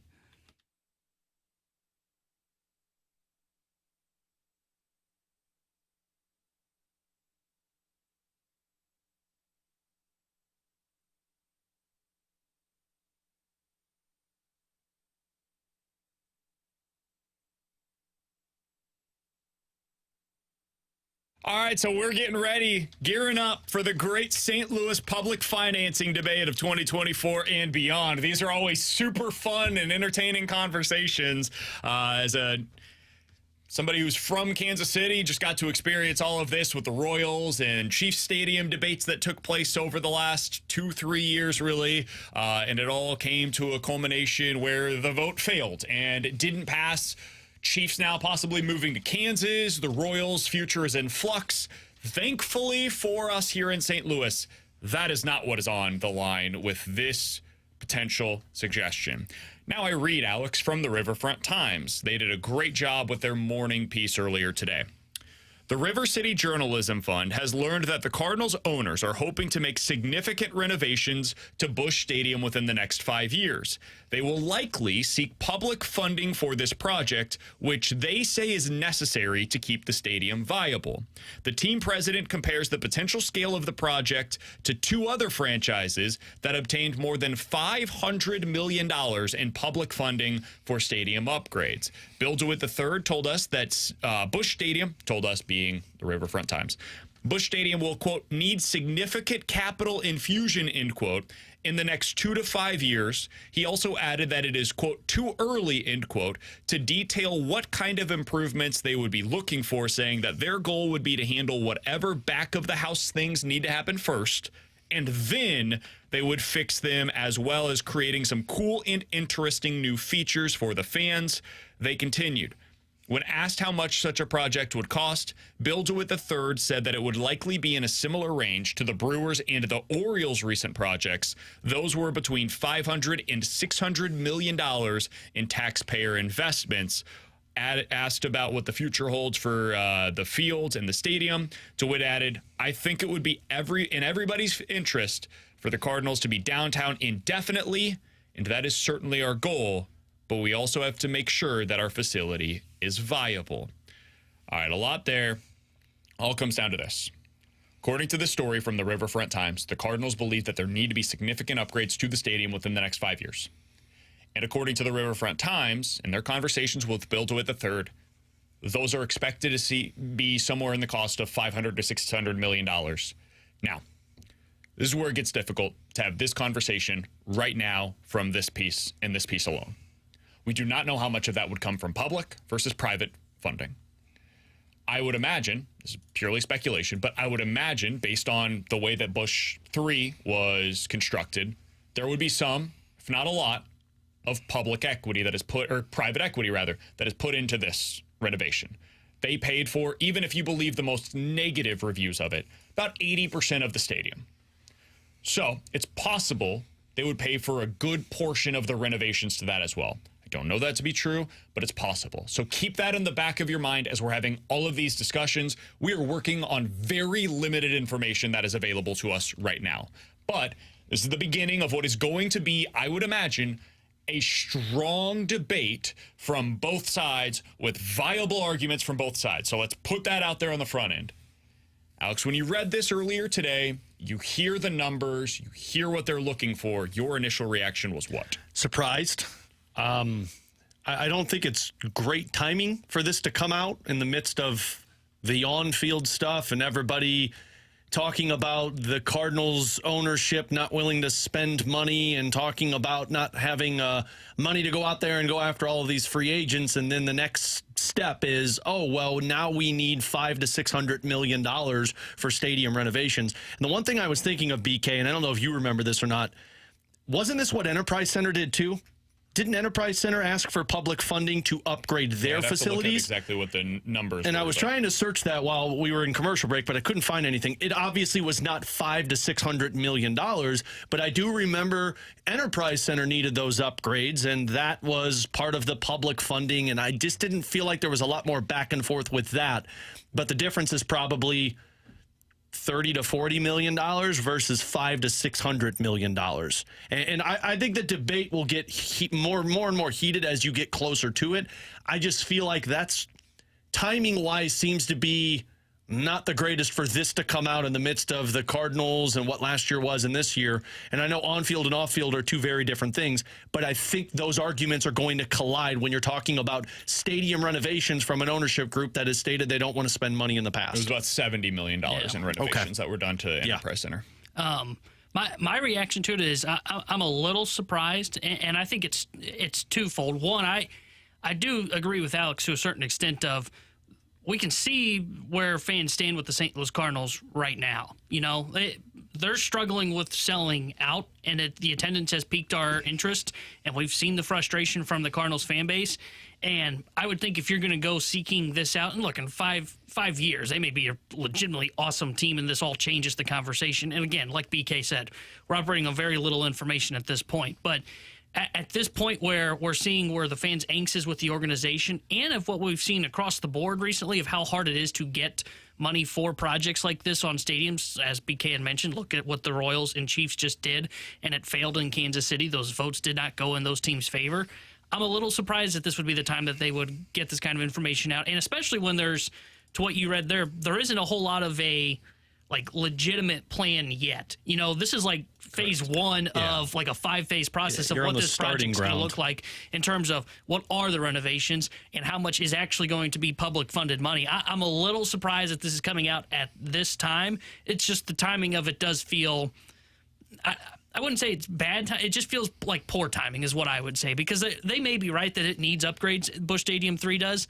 But to have it come out during this time with the angst of the fans and the projects that just recently failed in Missouri. This was the Riverfront Times got word of it. They found out somehow, some way, that there's been conversations that are taking place where eventually this is going to have to happen. And they're going to be asking for public money. And when the Riverfront Times has knowledge of that and they have evidence of that and they present it to the Cardinals got a comment. So I don't know that they had just do the normal one, you know? Yeah, I don't know that they had any option of the timing of this. I would say the Cardinals probably agree. It's not the best timing in the world to have this coming out right now because they're not the ones that presented this. If the Cardinals were presenting it right now, I would say, guys, I'm not questioning the timing of the report coming out. I think the Riverfront Times is doing a great job of getting this information. What I'm questioning is the Cardinals organization, as your point, tone deaf at this point with this kind of project in the back of their mind, getting stuff ready to go. But they have to. If they truly believe that they do need the renovations to be done within the next 2 to 5 years, you got to start planning for that now. Otherwise, you're not going to get the money, and then if you're not going to get the money, the projects cannot begin, and it will not be completed in time to do so. I'm telling you, it's just not the right idea to plan now. That's what I'm saying. You have to. I know, but what I'm saying is, what's the alternative? What I'm saying is, the way that this scenario is right now, of it being harder for stadiums to be publicly funded, as we've seen in recent votes across the country, and with the angst of the fan base, I don't think it's a good time for renovations, even in the planning phase. I don't know if what is your alternative? If I'm looking at this from the Cardinals' perspective, what is the alternative to planning this now? If we as an organization have come to the agreement, our stadium needs to be renovated within the next 5 years.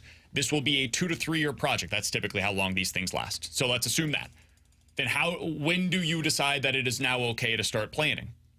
There's no good alternative. This is where they're at as an organization. They have to do these kinds of things. That being said, the real crux of the issue here is the financing. How is this getting paid for, right? Who's paying for this to get done? And I do believe that there has been a shift here in St. Louis and Kansas City, elsewhere. And I don't think it's a full no. We will not pay for your stadium, billionaires. I don't believe that we have gone to that level. I do think, though, 20 years ago, the answer was, we'll probably pay for it. Can you explain to us what you're trying to do? And the response now is, hold on. What's the plan and why is it necessary?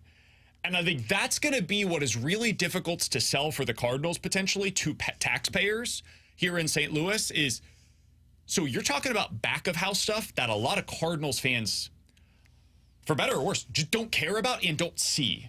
Like what they're telling you is probably plumbing, wiring, electrical stuff, like stuff that is not super exciting or entertaining or like changes your game day experience in a meaningful way. I remember a video that Enterprise Center put together of what their old facilities looked like when they needed an upgrade. I mean, no joke. They were using like AOL 1.0 for their in-game systems. Exactly. And that's the kind of stuff that when you have, I mean, think about how much has changed with your cell phone since 2006 when Bush 3 was first completed.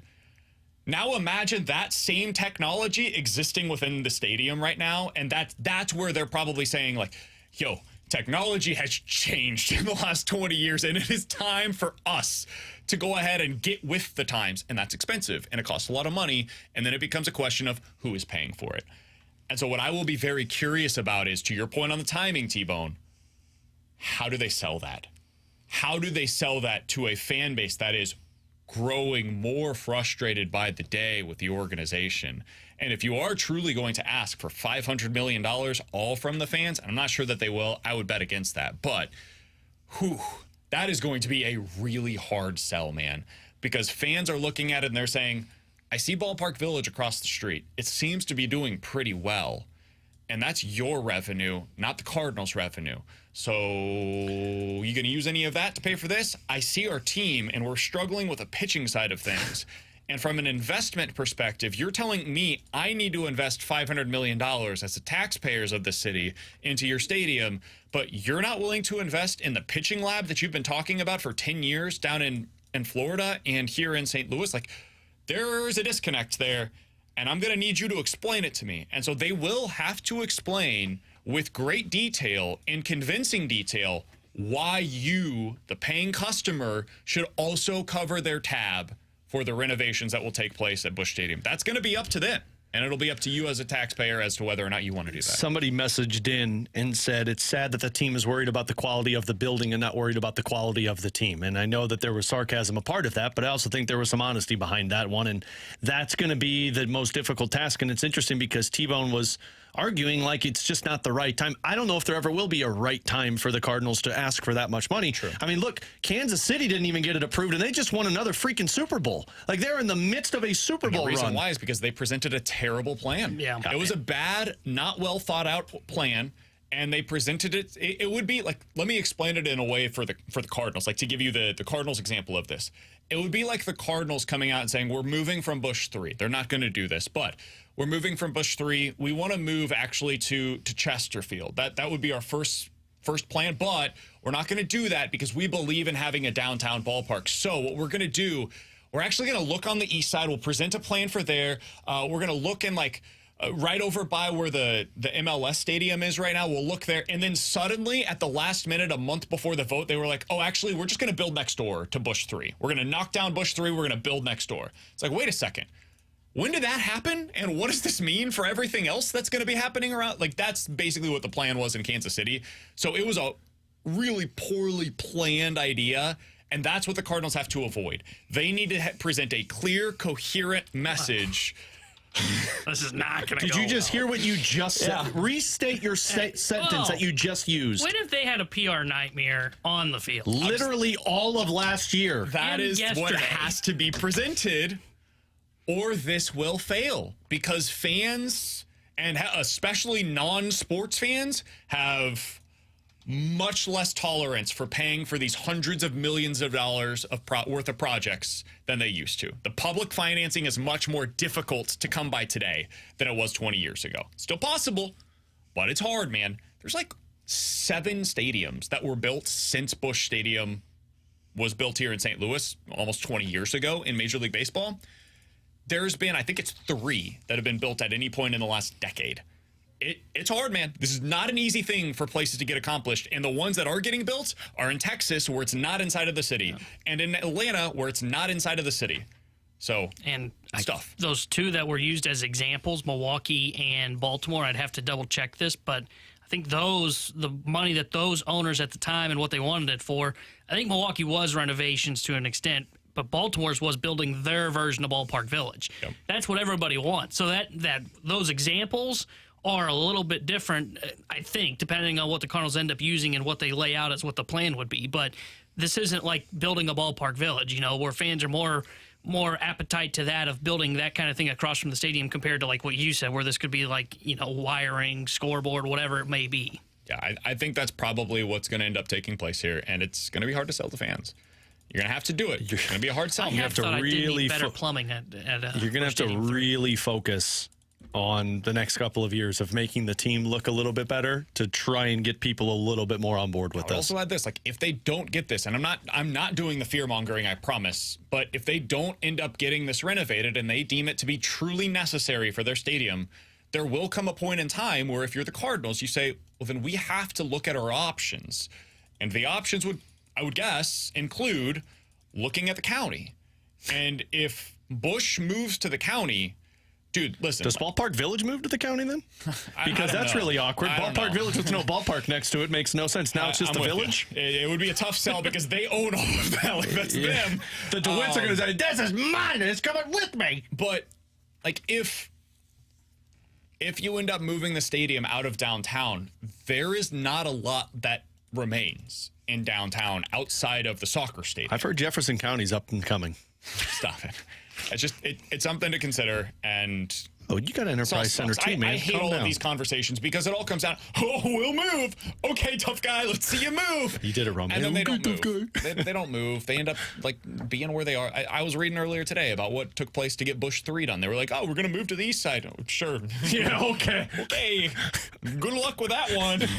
See you back downtown St. Louis. Like, met with the Illinois governor, and they were like, we're going to do it. Okay, do it. And then they built Bush 3 with their money. All right, coming up next, Junk Drawer here on 101 ESPN.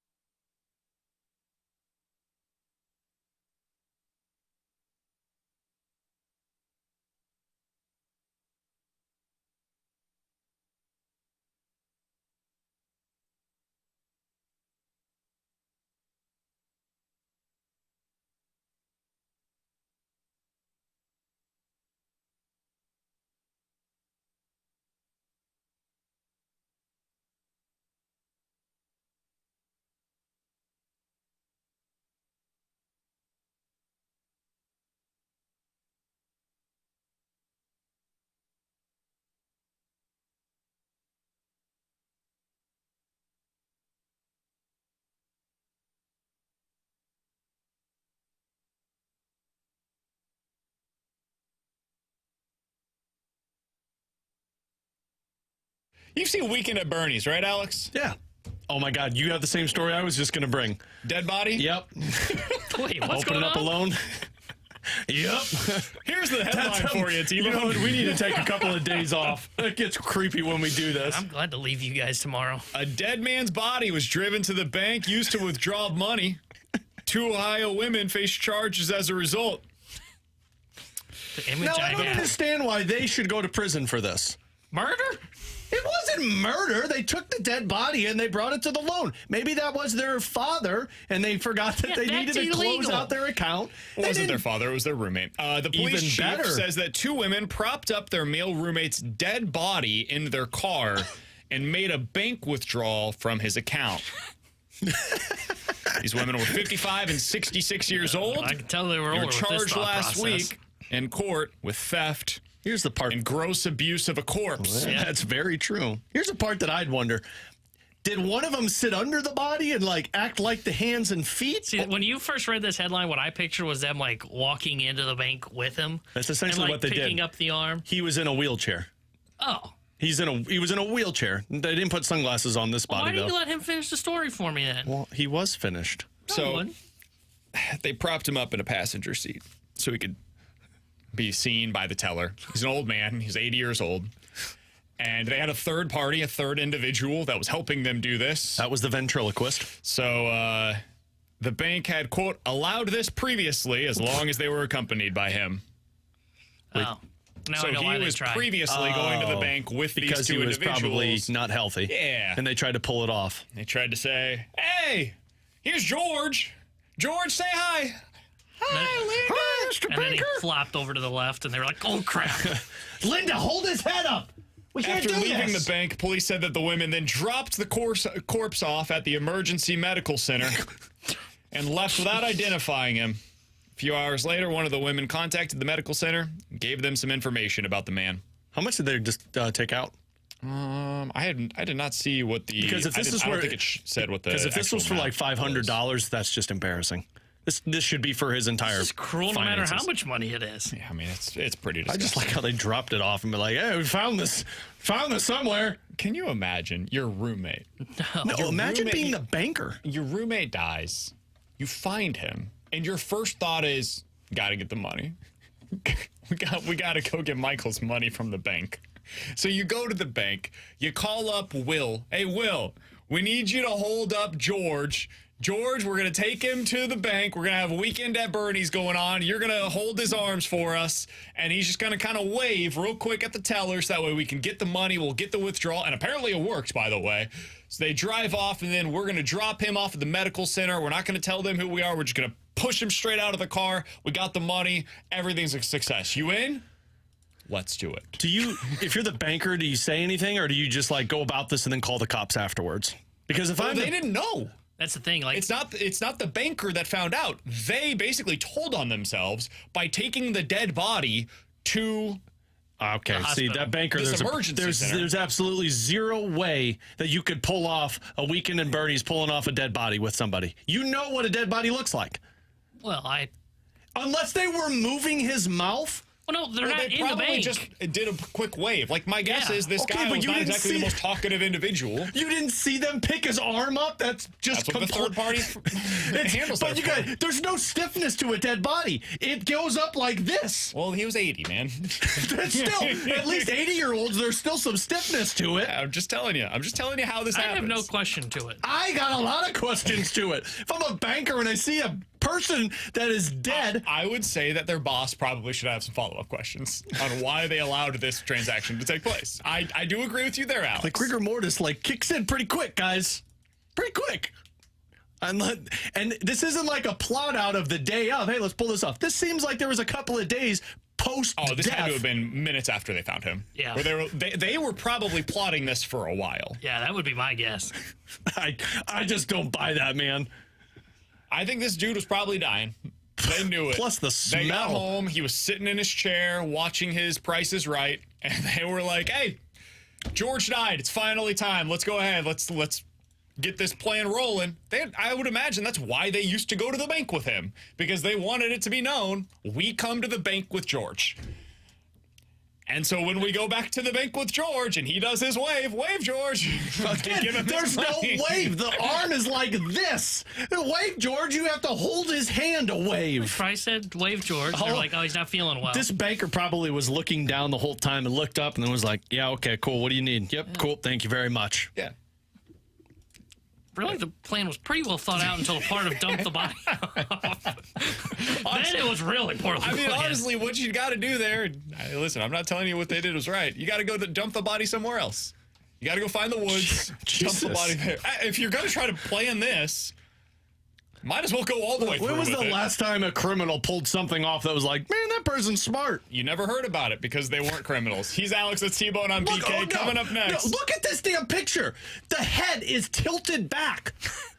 You can't tell me that guy's just sleeping. He was BK, T-Bone, look at this damn picture. Well, my story got the facts wrong because they definitely wheeled him in a wheelchair. His head, for people that are looking on YouTube, he looks like this. There's no pulling that off like, oh, yeah, George is just asleep right now. Well, she's holding his head with her arm wrapped around it. Probably how they did it previously, too. That banker has a problem. There should be more follow-up questions to the banker. Guys, I think he's in a hospital gown, too. Well, it's just the way this works. I would have a lot of questions. Unless it was a $50 withdrawal. You know, if we're taking $50 out, they're like, yeah, cool, whatever. Enjoy. I mean, even then, it's pretty disgusting. Yeah. He's Alex T-Bone on VK. Coming up in about 30 minutes, we'll be joined by Terry Pendleton, former Cardinals third baseman, played for Whitey Herzog here in St. Louis from 1984 until 1990. We'll get his favorite memories of playing for Whitey coming up at 1:30. But next, so what's the risk for the Blues hiring the wrong candidate? If they go about getting, somebody that's unproven, the Denver University head coach, for example, and it doesn't work, what would that do to their long-term plans? Let's talk about it next year on 101 ESPN.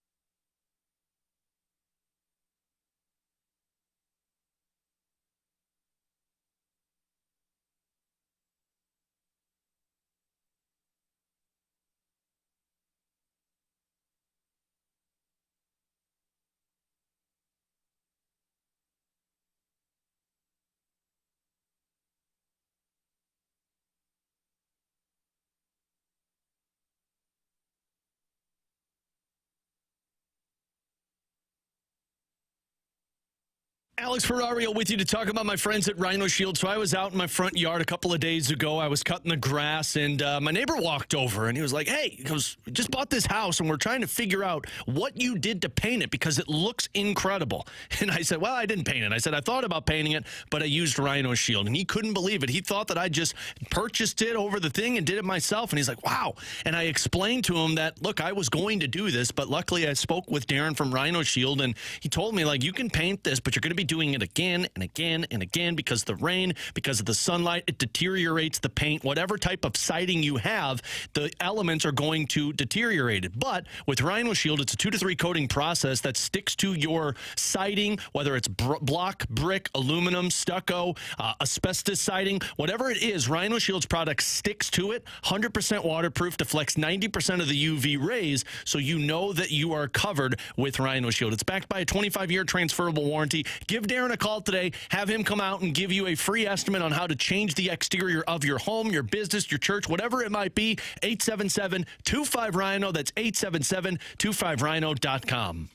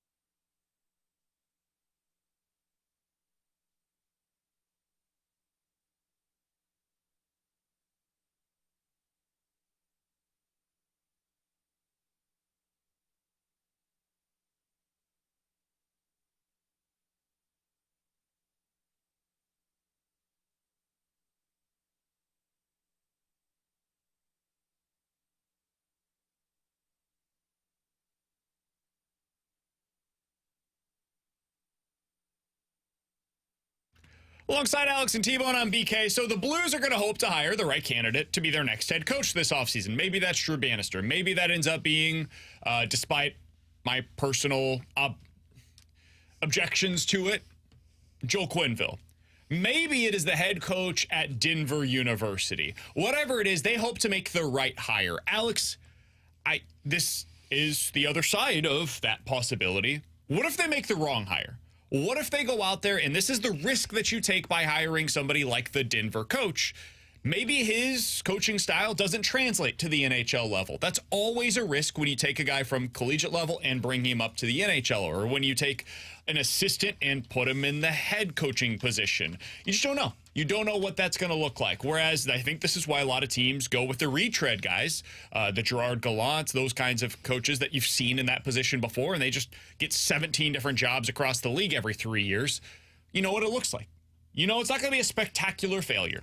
Might not go super well, but it's not going to be a complete and total disaster. Alex, what's the risk in hiring the wrong candidate, in your opinion? So for me, and this might be too extreme, but for me, I think the risk is becoming the Buffalo Sabres. And let me explain myself. The Buffalo Sabres last made the playoffs in 2011, and they realized that their core was aging, and then they were going to have to restart the process. And, they brought in a couple of guys that were placeholders, as we've talked about. But then when they felt like they were ready to start competing with the Jack Eichels, with the Ryan O'Reillys, with the Jeff Skinners, they brought in Dan Bylsma, and Bylsma came from Pittsburgh, and they were like, all right, we're ready to start winning. Well, that lasted 2 years, and then they got Phil Housley. That lasted 2 years. Then they got Ralph Kruger. That lasted 2 years. Then they just had Don Granato. That lasted 2 years, and you fired him. And you have yet to make a playoff appearance. It has been 11 straight years of this team drafting in the top 10. And I worry that, and the reason I say the Buffalo Sabres is because you brought these coaches in feeling like, hey, we're ready to compete, but we realize that these guys can get the best out of our players that we have right now. And it never clicked with Jack Eichel. It never clicked with Jeff Skinner, although now they're starting to have a little bit more success with it. It really never clicked with Ryan O'Reilly. And now you're hoping to get somebody, and it hasn't clicked yet for Tage Thompson, Rasmus Dahlin, Owen Power, any of these players. My concern for the Blues is if you get this wrong, and look, this David Carl might be the real deal. I mean, you've won 2 championships in the NCAA in the last 3 years with a roster that hasn't had the number 1 overall pick in the draft. Like, you've had some good players, but it's nobody that is highly touted for NHL teams. You could be a Jim Montgomery that comes in and has success right away, or you could be a David Quinn where you jump around. And the risk that I would say for the Blues is, do you stunt the development of some of these players? Do you bring in a coach that doesn't get Thomas to be the 100-point player, that doesn't get Jake Neighbors to be the 30-goal scorer, that doesn't take the next step with Bolduc, and when Snuggerud and Dvorsky come in, do you become the Buffalo Sabres where every 2 years you're firing another coach to bring somebody else in to potentially turn this thing around, and you never find the right guy? Yeah, and I would say that the reason why those are happening is because they're not well-run organizations. I would say that is a top-down problem. Which is absolutely fair. More than it is a head coaching problem. I think in the NHL, more than just about any other sport, NBA is honestly this way too. Really, the NFL is the only one that I would say is different than this. And I think we view coaches in other sports kind of this way. when you fire your coach in the NFL, you're completely altering everything it is that your organization is run with, because your head coach has so much power, and schematically it changes the way that you operate. Whereas in the NBA, like, if you fire your coach, you can bring in a new guy and not a whole lot changes. Like, are you going to run new sets? Yeah, absolutely. Are you going to maybe do a couple of things, tweaks defensively in terms of the way that you approach the screen game? Sure. Like, most of them are, it's about, can you handle the personalities? Can you manage the egos on your roster in the NBA? I think same thing is true for the most part of Major League Baseball. Can you run a bullpen? Can you manage the ego? If you can do that, you can be a decent manager in today's game. For hockey, I think a lot of it is just motivation. Can you get the guys to play hard every single night? Because it sucks to play the way that you need to in order to win regularly in the NHL. We've talked about that with Berube. We've talked about it with Hitch. It hurts. It's physically draining. It's mentally exhausting. It is not the quote-unquote fun way to play hockey. But you win with it. And the fun is in the winning for a lot of people. So, comes back to what happens if you hire the wrong guy by going out and taking on the risk of hiring somebody like the Denver University head coach, who people think is a really good hockey coach. I would say there's not that much of a risk in it, honestly. And the upside is spectacular. The upside is you get the next Jim Montgomery. And if you get the next Jim Montgomery, dude, you're set for the next 5 years. And I can't say beyond that because we know how it works in the NHL. Yeah, you might be set longer than that, though. I mean, if Jim Montgomery doesn't have his off-ice issues. Possibly, but I'm not willing to go further than 5 years because I would have said the same thing 2 years ago about Craig Berube. Yeah. You know, there's very few that get past that Exactly. mark. It's possible you've got the next 10 years. He might be the rare exception to this rule where you've got a guy that can actually sustain. But worst case scenario, you got the next 5. That's a hell of a thing to have in the NHL, dude. Very few teams have it. But the mid-tier outcome is like you end up hiring the next Dave Haxtell, and he ended up being fine. Did okay with Philly, did okay with Seattle. Yeah, they moved on afterwards. It didn't work out to like the degree that everybody would have hoped. Didn't set the organizations back though. What set the Phillies or what set the Flyers organization back is they didn't have a good roster anymore. Dudes got old. They ended up having to cycle things through. Some of the young guys didn't hit the way that they thought. And now you got an organizational failure.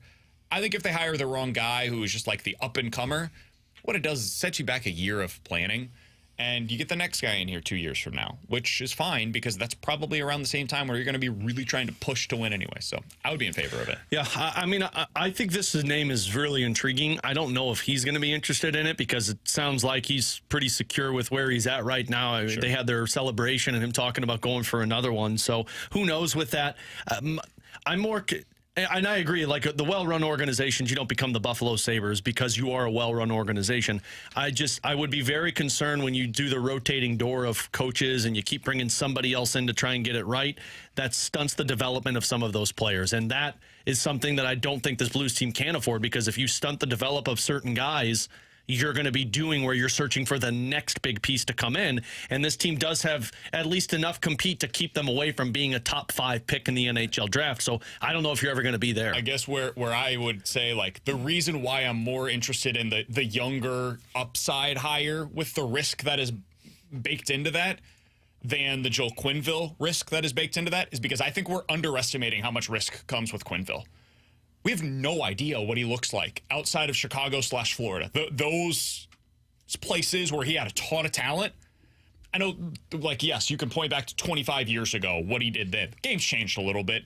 But with this roster, how does Joel Quenneville look? I have no idea, man. There's a risk there that, hey, maybe it just doesn't work. Maybe it doesn't click. Now that he has some of this baggage, and I hate even calling it baggage, but the other off-ice stuff that he has to answer for, now that that's involved, how does that change the way that people around him act or talk or communicate with him? I don't know. So I think that there is a lot of risk there as well.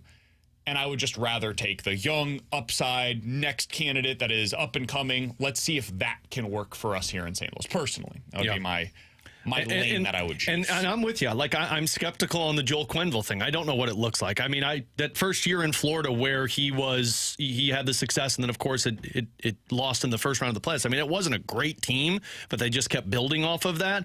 But, I mean, they still had a former number 1 overall pick, a former number 3 overall pick. So that is a lot more talent than you have to offer.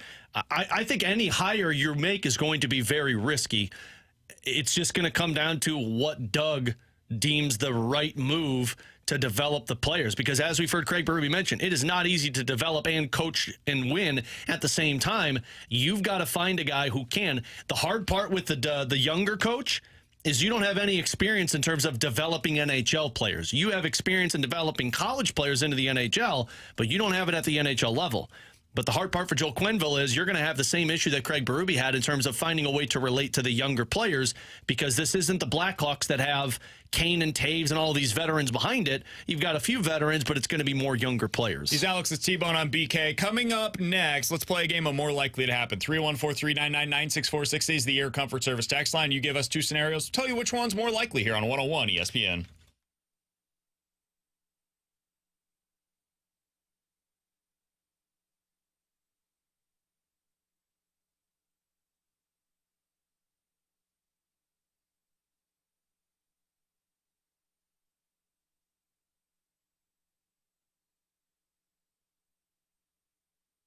It's time to make the call to our friends over at Green Envy Lawn Care. When you looked outside today, did you say to yourself, oh my gosh, I've got all these patches that I got to get figured out. I should have put the seed down earlier in the spring. It's already going to start getting hot outside. Well, if you had called Green Envy, you wouldn't have to worry about that. They take care of it for you. They are the best over there. They take care of my lawn. They take care of Alex's lawn. You hear Stalter talking about them as well. Alex, the moment that I called Green Envy Lawn Care was the moment that I knew my lawn is going to be good to go. You got to give them a call today. You really do. I mean, look, in the past, I've had to deal with weeds and stress about crabgrass, and now I don't worry about that because Green Envy takes care of all of those when they come out for my monthly tune-up. And by that monthly tune-up, what I love about Green Envy is they leave a note on the door that says what they did and the treatment that they laid down, but then they give me tips on how I can maintain the envy of my neighborhood with watering cycles and how high I should cut the grass. They have service professionals that are licensed by the Missouri Department of Agriculture. Give them a call today. Tell them BK and Ferrario sent you and become the envy of your neighborhood with Green Envy. 636-757-1600. That's 636-757-1600.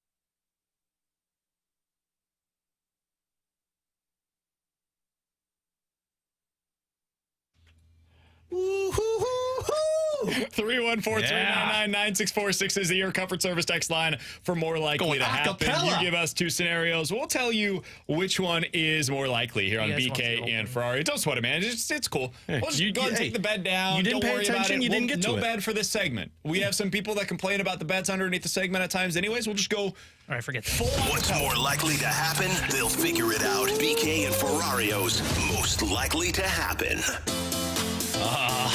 Twofer. I may be in vacation mode. We can tell. Yeah. That was good. That was pretty good. Michael Jackson was playing in the hallway when I walked down you earlier. give us two scenarios. We'll tell you which one's more likely here on BK and Ferrario. Alex, let's start out with this one. More likely to be cinched down to AAA by the end of the weekend. Victor Scott or Jordan Walker? Victor Scott. I don't think they're going to send Jordan Walker down. Which that is going to come back to bite me soon. I know it because this Cardinals team is going to want to see him get the ball in the air more. I would say Victor Scott because I think they're already showing you with those actions that they're going to be setting him down. Him not starting today is pretty telling, and it's not like it's a lefty and they say, oh, left on left, rather have a veteran in Ciani. Now, this is pretty telling that they're on the verge of setting him down. I'm going Victor Scott as well. I think Victor Scott will be sent down before the homestand. Alex? More likely to happen if they get bounced in the first round. Mitch Marner gets moved or Leon Draisaitl gets moved. So more likely to happen. They get bounced in the first round. Mitch Marner gets traded in the offseason or Leon Draisaitl gets traded in the offseason? Mitch Marner. I don't think they're trading Leon Draisaitl. If you trade him, if you're the GM that trades Leon Draisaitl, that's what you're forever going to be known as. You gotta play this out, try to get as many wins as you can while you've got McDavid and Draisaitl, and then figure out what you can afterwards. You can't trade him. I'd agree with that. I think it's more likely Marner. I think you just got to keep going with Draisaitl, see if you can make it work. If not, Marner, at least you've got significantly better pieces there in Toronto, I would say. I actually think it's going to be Draisaitl.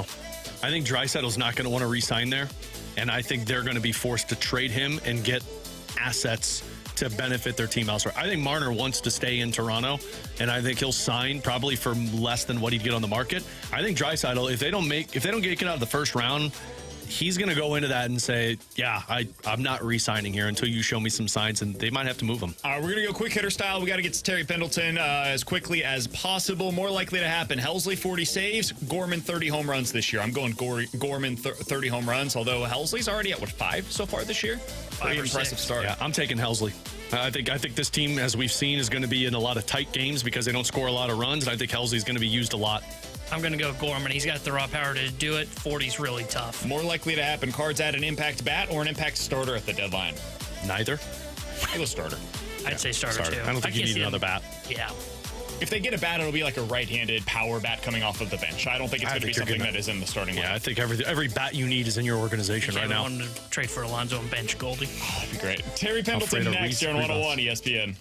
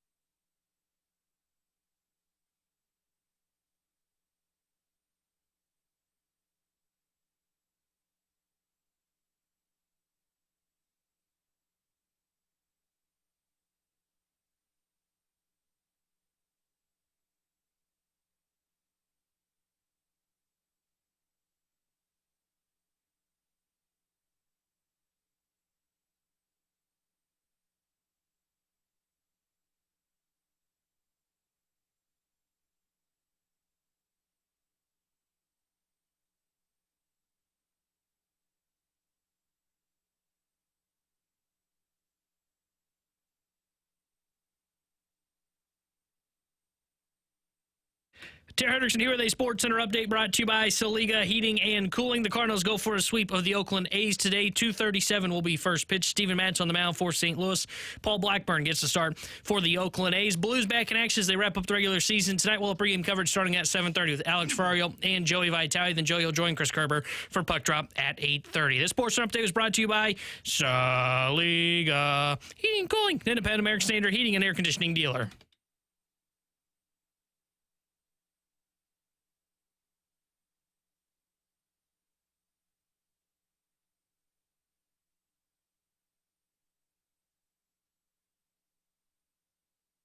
We were able to speak yesterday with George Brett about his experience playing under Whitey Herzog. We heard earlier today Ozzie Smith, Jack Clark, both on the morning show as well. It's been great to be able to hear some of the great stories that the Cardinals players from the past had with Whitey Herzog, and we continue that, remembering the great Whitey Herzog on 101 ESPN with Terry Pendleton. He joins us now via the 101 ESPN hotline. The former Cardinals third baseman, played for Whitey from 1984 up into 1990 here in St. Louis.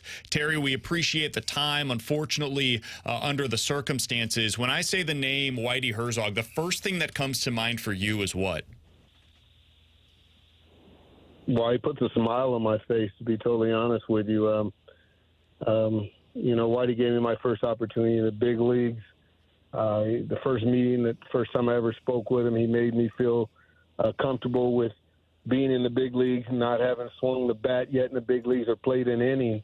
He basically told me, listen, if you don't do well, you'll be back, so don't worry about it. So that relaxed the young 24-year-old who was really concerned whether he could play in the big leagues or not, to be totally honest with you. So that brings a smile to my face. It also brings his name brings comfort, because I think in '86 they had talked about trading me all winter long, the winter of '86, and I remember walking into his office. I think it was spring training of '87, that next spring, and he looked at me and goes, "I know why you're in here." He said, "Don't worry about it. Tell your family don't worry about it. As long as I'm here, you'll be here." So, like I said, Whitey Herzog, the name has just brought comfort and a smile to my face. Terry, the one thing after speaking with so many people about Whitey Herzog these last couple of days is he seems to know how to mesh a clubhouse together for an entire season. And look, we know baseball is a long, grueling season, but Whitey seems to keep everybody on the same page all year. Well, the bottom line for him, I thought, was he knew his personnel. That's number one. He knew some struggles, especially with us young players, that there would be struggles, and he was patient with the struggles. He knew if he had speed on the field, whether it was offense or defensively, he had an opportunity to win. But he also knew he had veteran players in that clubhouse who would police that clubhouse, and they understood him. So, in turn, they would make sure that the rest of us understood him also. And I think that's what made it easier for all of us. It's interesting when you think about Whitey Herzog today, Terry, and how his managing style would work in today's game. Like, I don't know that you could even be that in today's game anymore. He was one of a kind in that he was both the general manager and the manager. So he made the moves. He decided what the players were that were on the team. What was that like to play for a manager who had such power within the organizational structure? Well, it's funny. We all knew it, but we never realized it. It never entered our clubhouse. Honestly, I don't think it entered our minds, to be totally honest with you. We knew Whitey Herzog as our manager. We knew that he ran the show, but we knew him as our manager. And whatever he went to do, whatever happened that winter, whatever happened over the course of the season, we knew that he was going to make the best move to match what we had and make us better. So I can honestly tell you, I never looked at him as a manager, our general manager, until he wasn't. I don't want to talk bad about anybody, but as soon as we realized he wasn't, it was a different story around there for the entire ball club. So, Terry, I mean, you spent, I think it's 16, 17 years as a coach in Major League Baseball. How much did he impact your coaching career? He influenced it a lot. He impacted a lot because there were a lot of things that we were able to go to him right in the middle of the ball game and ask questions about, why he would make double switches and a move here and do that there. And we're all looking at each other at times, and a lot of guys knew, but there are times we can go down and ask him, why'd you do this? And he would explain it to you. He wasn't a guy that was worried about you second-guessing what he was doing. He was a guy that felt like if you came down there with a question, you wanted to know more about the game and more about what we're doing and why we're doing it. So, in turn, it would help you be a better player and help him manage even better because you had an idea what was going on. So, he was that type of manager. You could go to him at any time with different things, and he would explain it to you. But I will tell you this. If you walked in that office, you were going to get the truth whether you liked it or not, just so you know that. You always knew where you stood with Whitey, right, Terry? 100%. And we honestly, we loved and appreciated it, whether we liked it or not. Terry Pendleton is our guest here on 101 ESPN for another couple of minutes. Former Cardinals third baseman, played here in St. Louis for Whitey Herzog from 1984 up until 1990.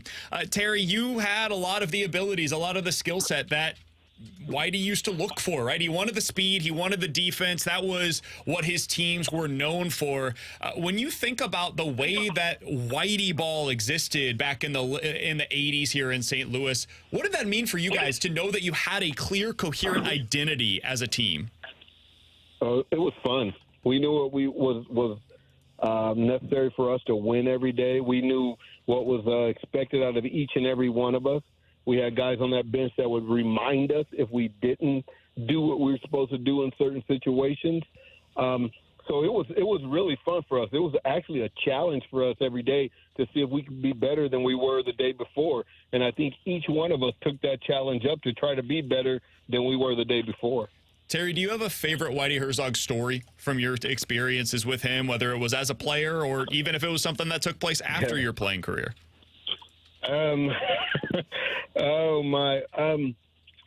My first ejection was in San Francisco. I think I told the story yesterday to somebody.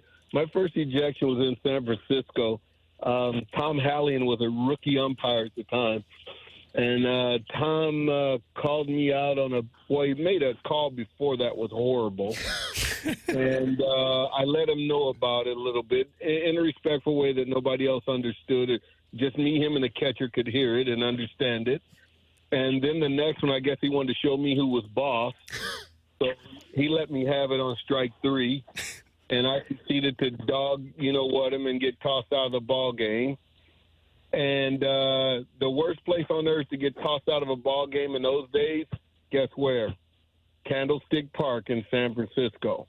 You have got to walk down from home plate to the right field corner with San Francisco people throwing junk at you, batteries and quarters and dimes and pennies or whatever they could get their hands on, throwing it at you as you're going down the right field corner of the clubhouse.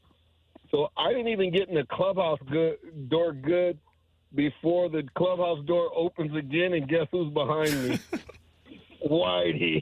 He walks in the door, and he's getting ready to walk in his office. He's flaming. He's mad. And he turns around and looks at me and goes, you know what? We got to be the two silliest SOBs in the world tossed out of a baseball game in this ballpark. What were we thinking? And we were both probably wrong, he said. I was like, you're probably right, Skipper. You're probably right. That's incredible. Oh, yeah, he reminded me of that. As soon as he hit the clubhouse door, he reminded me, what are we doing? What are we thinking about, Oh, my goodness. So that was one. That was definitely one of the biggest stories for me. He was just, the charts and everything. He was just on top of his game all the time. I walked down the middle of the game one evening. We're losing like 6-3 early, like in the third inning or something. And he pinch hits John Morris, who at the time was our best pinch hitter. And I walked down, and I asked him, like I said before, you could ask him anything down there. So I walked down and said, Rad, I said, listen, why are we pinch hitting our best pinch hitter in the third inning? This ball game's, it's not over. He called me Pendy. He said, Pendy, listen, let me show you something. Let me tell you something right quick.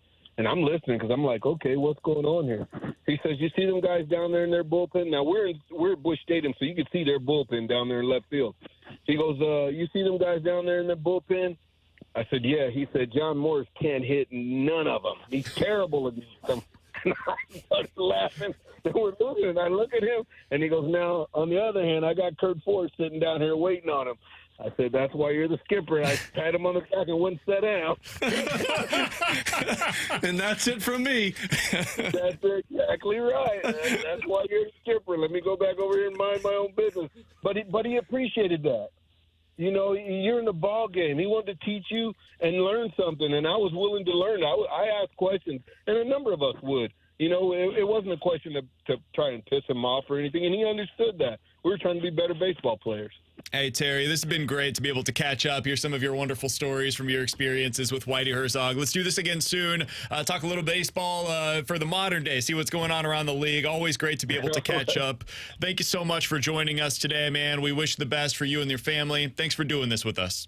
Well, thank you for having me. We lost a great one, but I will say this about Whitey Herzog. He is definitely a man, in my opinion, that got to live life the way he wanted to. So I think he lived a really good one. No doubt about it. Terry. As Terry Pendleton, former Cardinals third baseman, huge thanks to him for joining us today here on BK and Ferrario. Played for Whitey from 1984 to 1990 here in St. Louis. Ended up being a three-time Gold Glover, a World Series champion with the Braves, and then went on to spend 15 years of his own coaching with the Atlanta Braves. So hell of a career for Terry Pendleton. Appreciate him joining us today to talk about the late, great Whitey Herzog. If you missed any of our interviews, by the way, whether it was on our show today, yesterday, the conversations that the morning show had earlier, they had some excellent interviews as well. Check them all out. 101ESPN.com. The free 101 ESPN app is where you can go to find them. They're all available to you right now. 101ESPN.com is the place to go. All right, coming up next, we'll hit the rewind here on BK and Ferrario.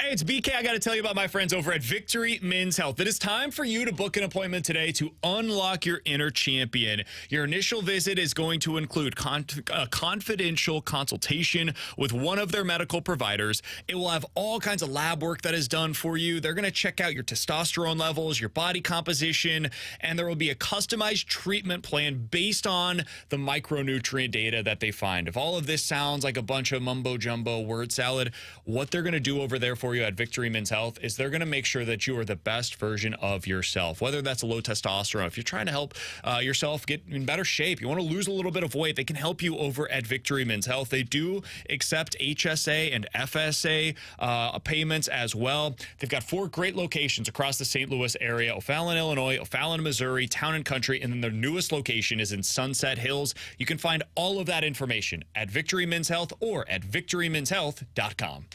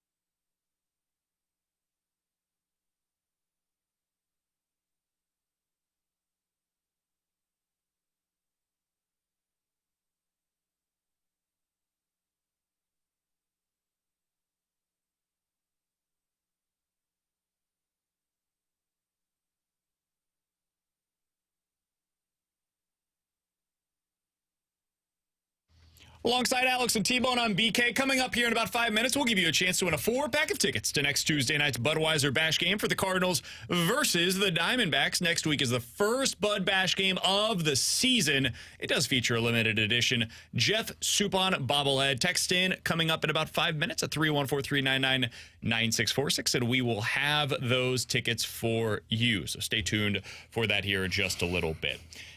Alex, I did want to talk a little bit about the Cardinals to finish things up today. I liked what we saw from them in the game last night when it came to pitching. I've liked what we've seen from them most of the season, honestly, when it comes to what they've done as a pitching staff. But their offense has got to get things going. Today is not going to be an easy task.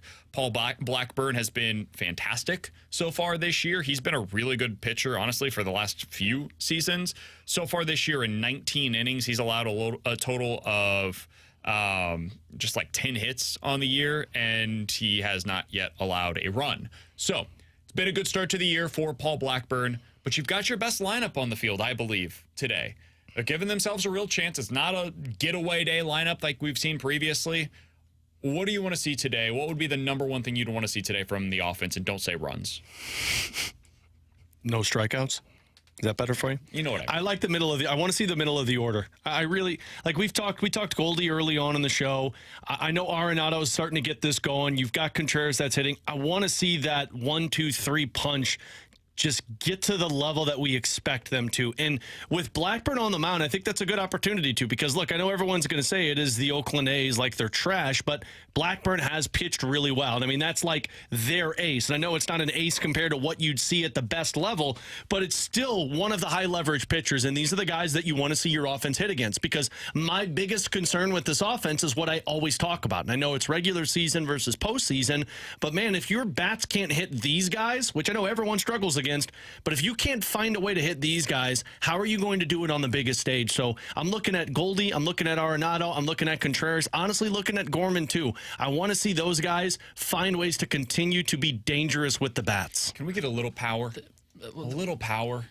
Tough in Oakland. Not in Oakland, man. It is a really hard place to hit for power. It is a massive outfield, though, so like I'm not asking for exclusively home runs. Fair. Doubles and triples would be fine, man. I'm more than happy to sign up for that. Your slug has been awful so far this year. Home runs probably not going to happen a whole lot there. You're 28th in the league in home runs so far this year. You're 23rd in runs scored so far this season. Yeah. This is not a team that can win that way. Not consistently. You can get a couple games here or there, score 3 runs, win with Sonny Gray on the mound. Okay, that's doable. Doing that regularly with guys like Kyle Gibson or Steven Matz, Lance Lynn on the mound, that's not the way this team can live. You got to start getting some more offense. That starts with Goldie. Yeah, and mine ties into runs and what you just said about them making sure that they hit for some power. Let's see the killer instinct, man. Man, they've had plenty. We talked about a lot of these one-run games. They brought it up on the broadcast a lot last night. A lot of these one-run games aren't because it's been like, hey, they're going up against really good pitching. Some of that is true. They're just not bringing guys home, man. Their numbers with runners in scoring position are not great. And when I talk about a killer mentality, put the game away. When it is 3-2 and you've got runners at second and third with 1 out, let's get some cushion. Not every game needs to be this one run. Again last night. Exactly. Let's see if there's a little bit of that killer mentality. Paul Blackburn doesn't strike out a ton of guys. I know he had a career high strikeout per 9 last year, but he doesn't strike out guys. He's pitching to contact. Can you put him away early? And then if you get to their bullpen, you got runners on. Get the insurance runs. Let's see the killer mentality from the Cardinals offense. Terry Pendleton was number 9 here in St. Louis. He joined us a little bit ago. If you missed that conversation, the podcast page is available for you. It's presented by Dobbs Tire and Auto Centers. And texter number 9 right now at 314-399-9646 is going to win Budweiser Bash tickets for Cardinals versus the Diamondbacks. That's coming up on April 23rd. For full details, cardinals.com/promotions. Texter number 9 with the following answer to this question will end up going home with those tickets. Terry Pendleton won a MVP at one point in his career. What year did he win that MVP? If you have the correct year, you're a texter number 9. You're getting that Budweiser Bash pair of tickets. Alex, Cardinals win today? Yeah. T-Bone, get the sweep. First one since July of last year? I'll say they do it against Oakland. I think they end up losing this one by a final score. What happened to me? 4-3. Hey, man, they've won 2 out of 3. They did exactly what I said. But typically I say no in that spot. Looking forward to talking with you guys tomorrow. It's the Blues end of season exit interviews. Looking forward to that. We'll be broadcasting live at the Centene Community Ice Center. The Fast Lane is coming up next. They're going to be broadcasting live from the MAC. For Alex and T-Bone, I'm BK. We'll talk to you guys tomorrow at 11 a.m. Fast Lane coming up next. I was in with you on this segment until you were like, home runs aren't a real stat. What the hell are you talking about?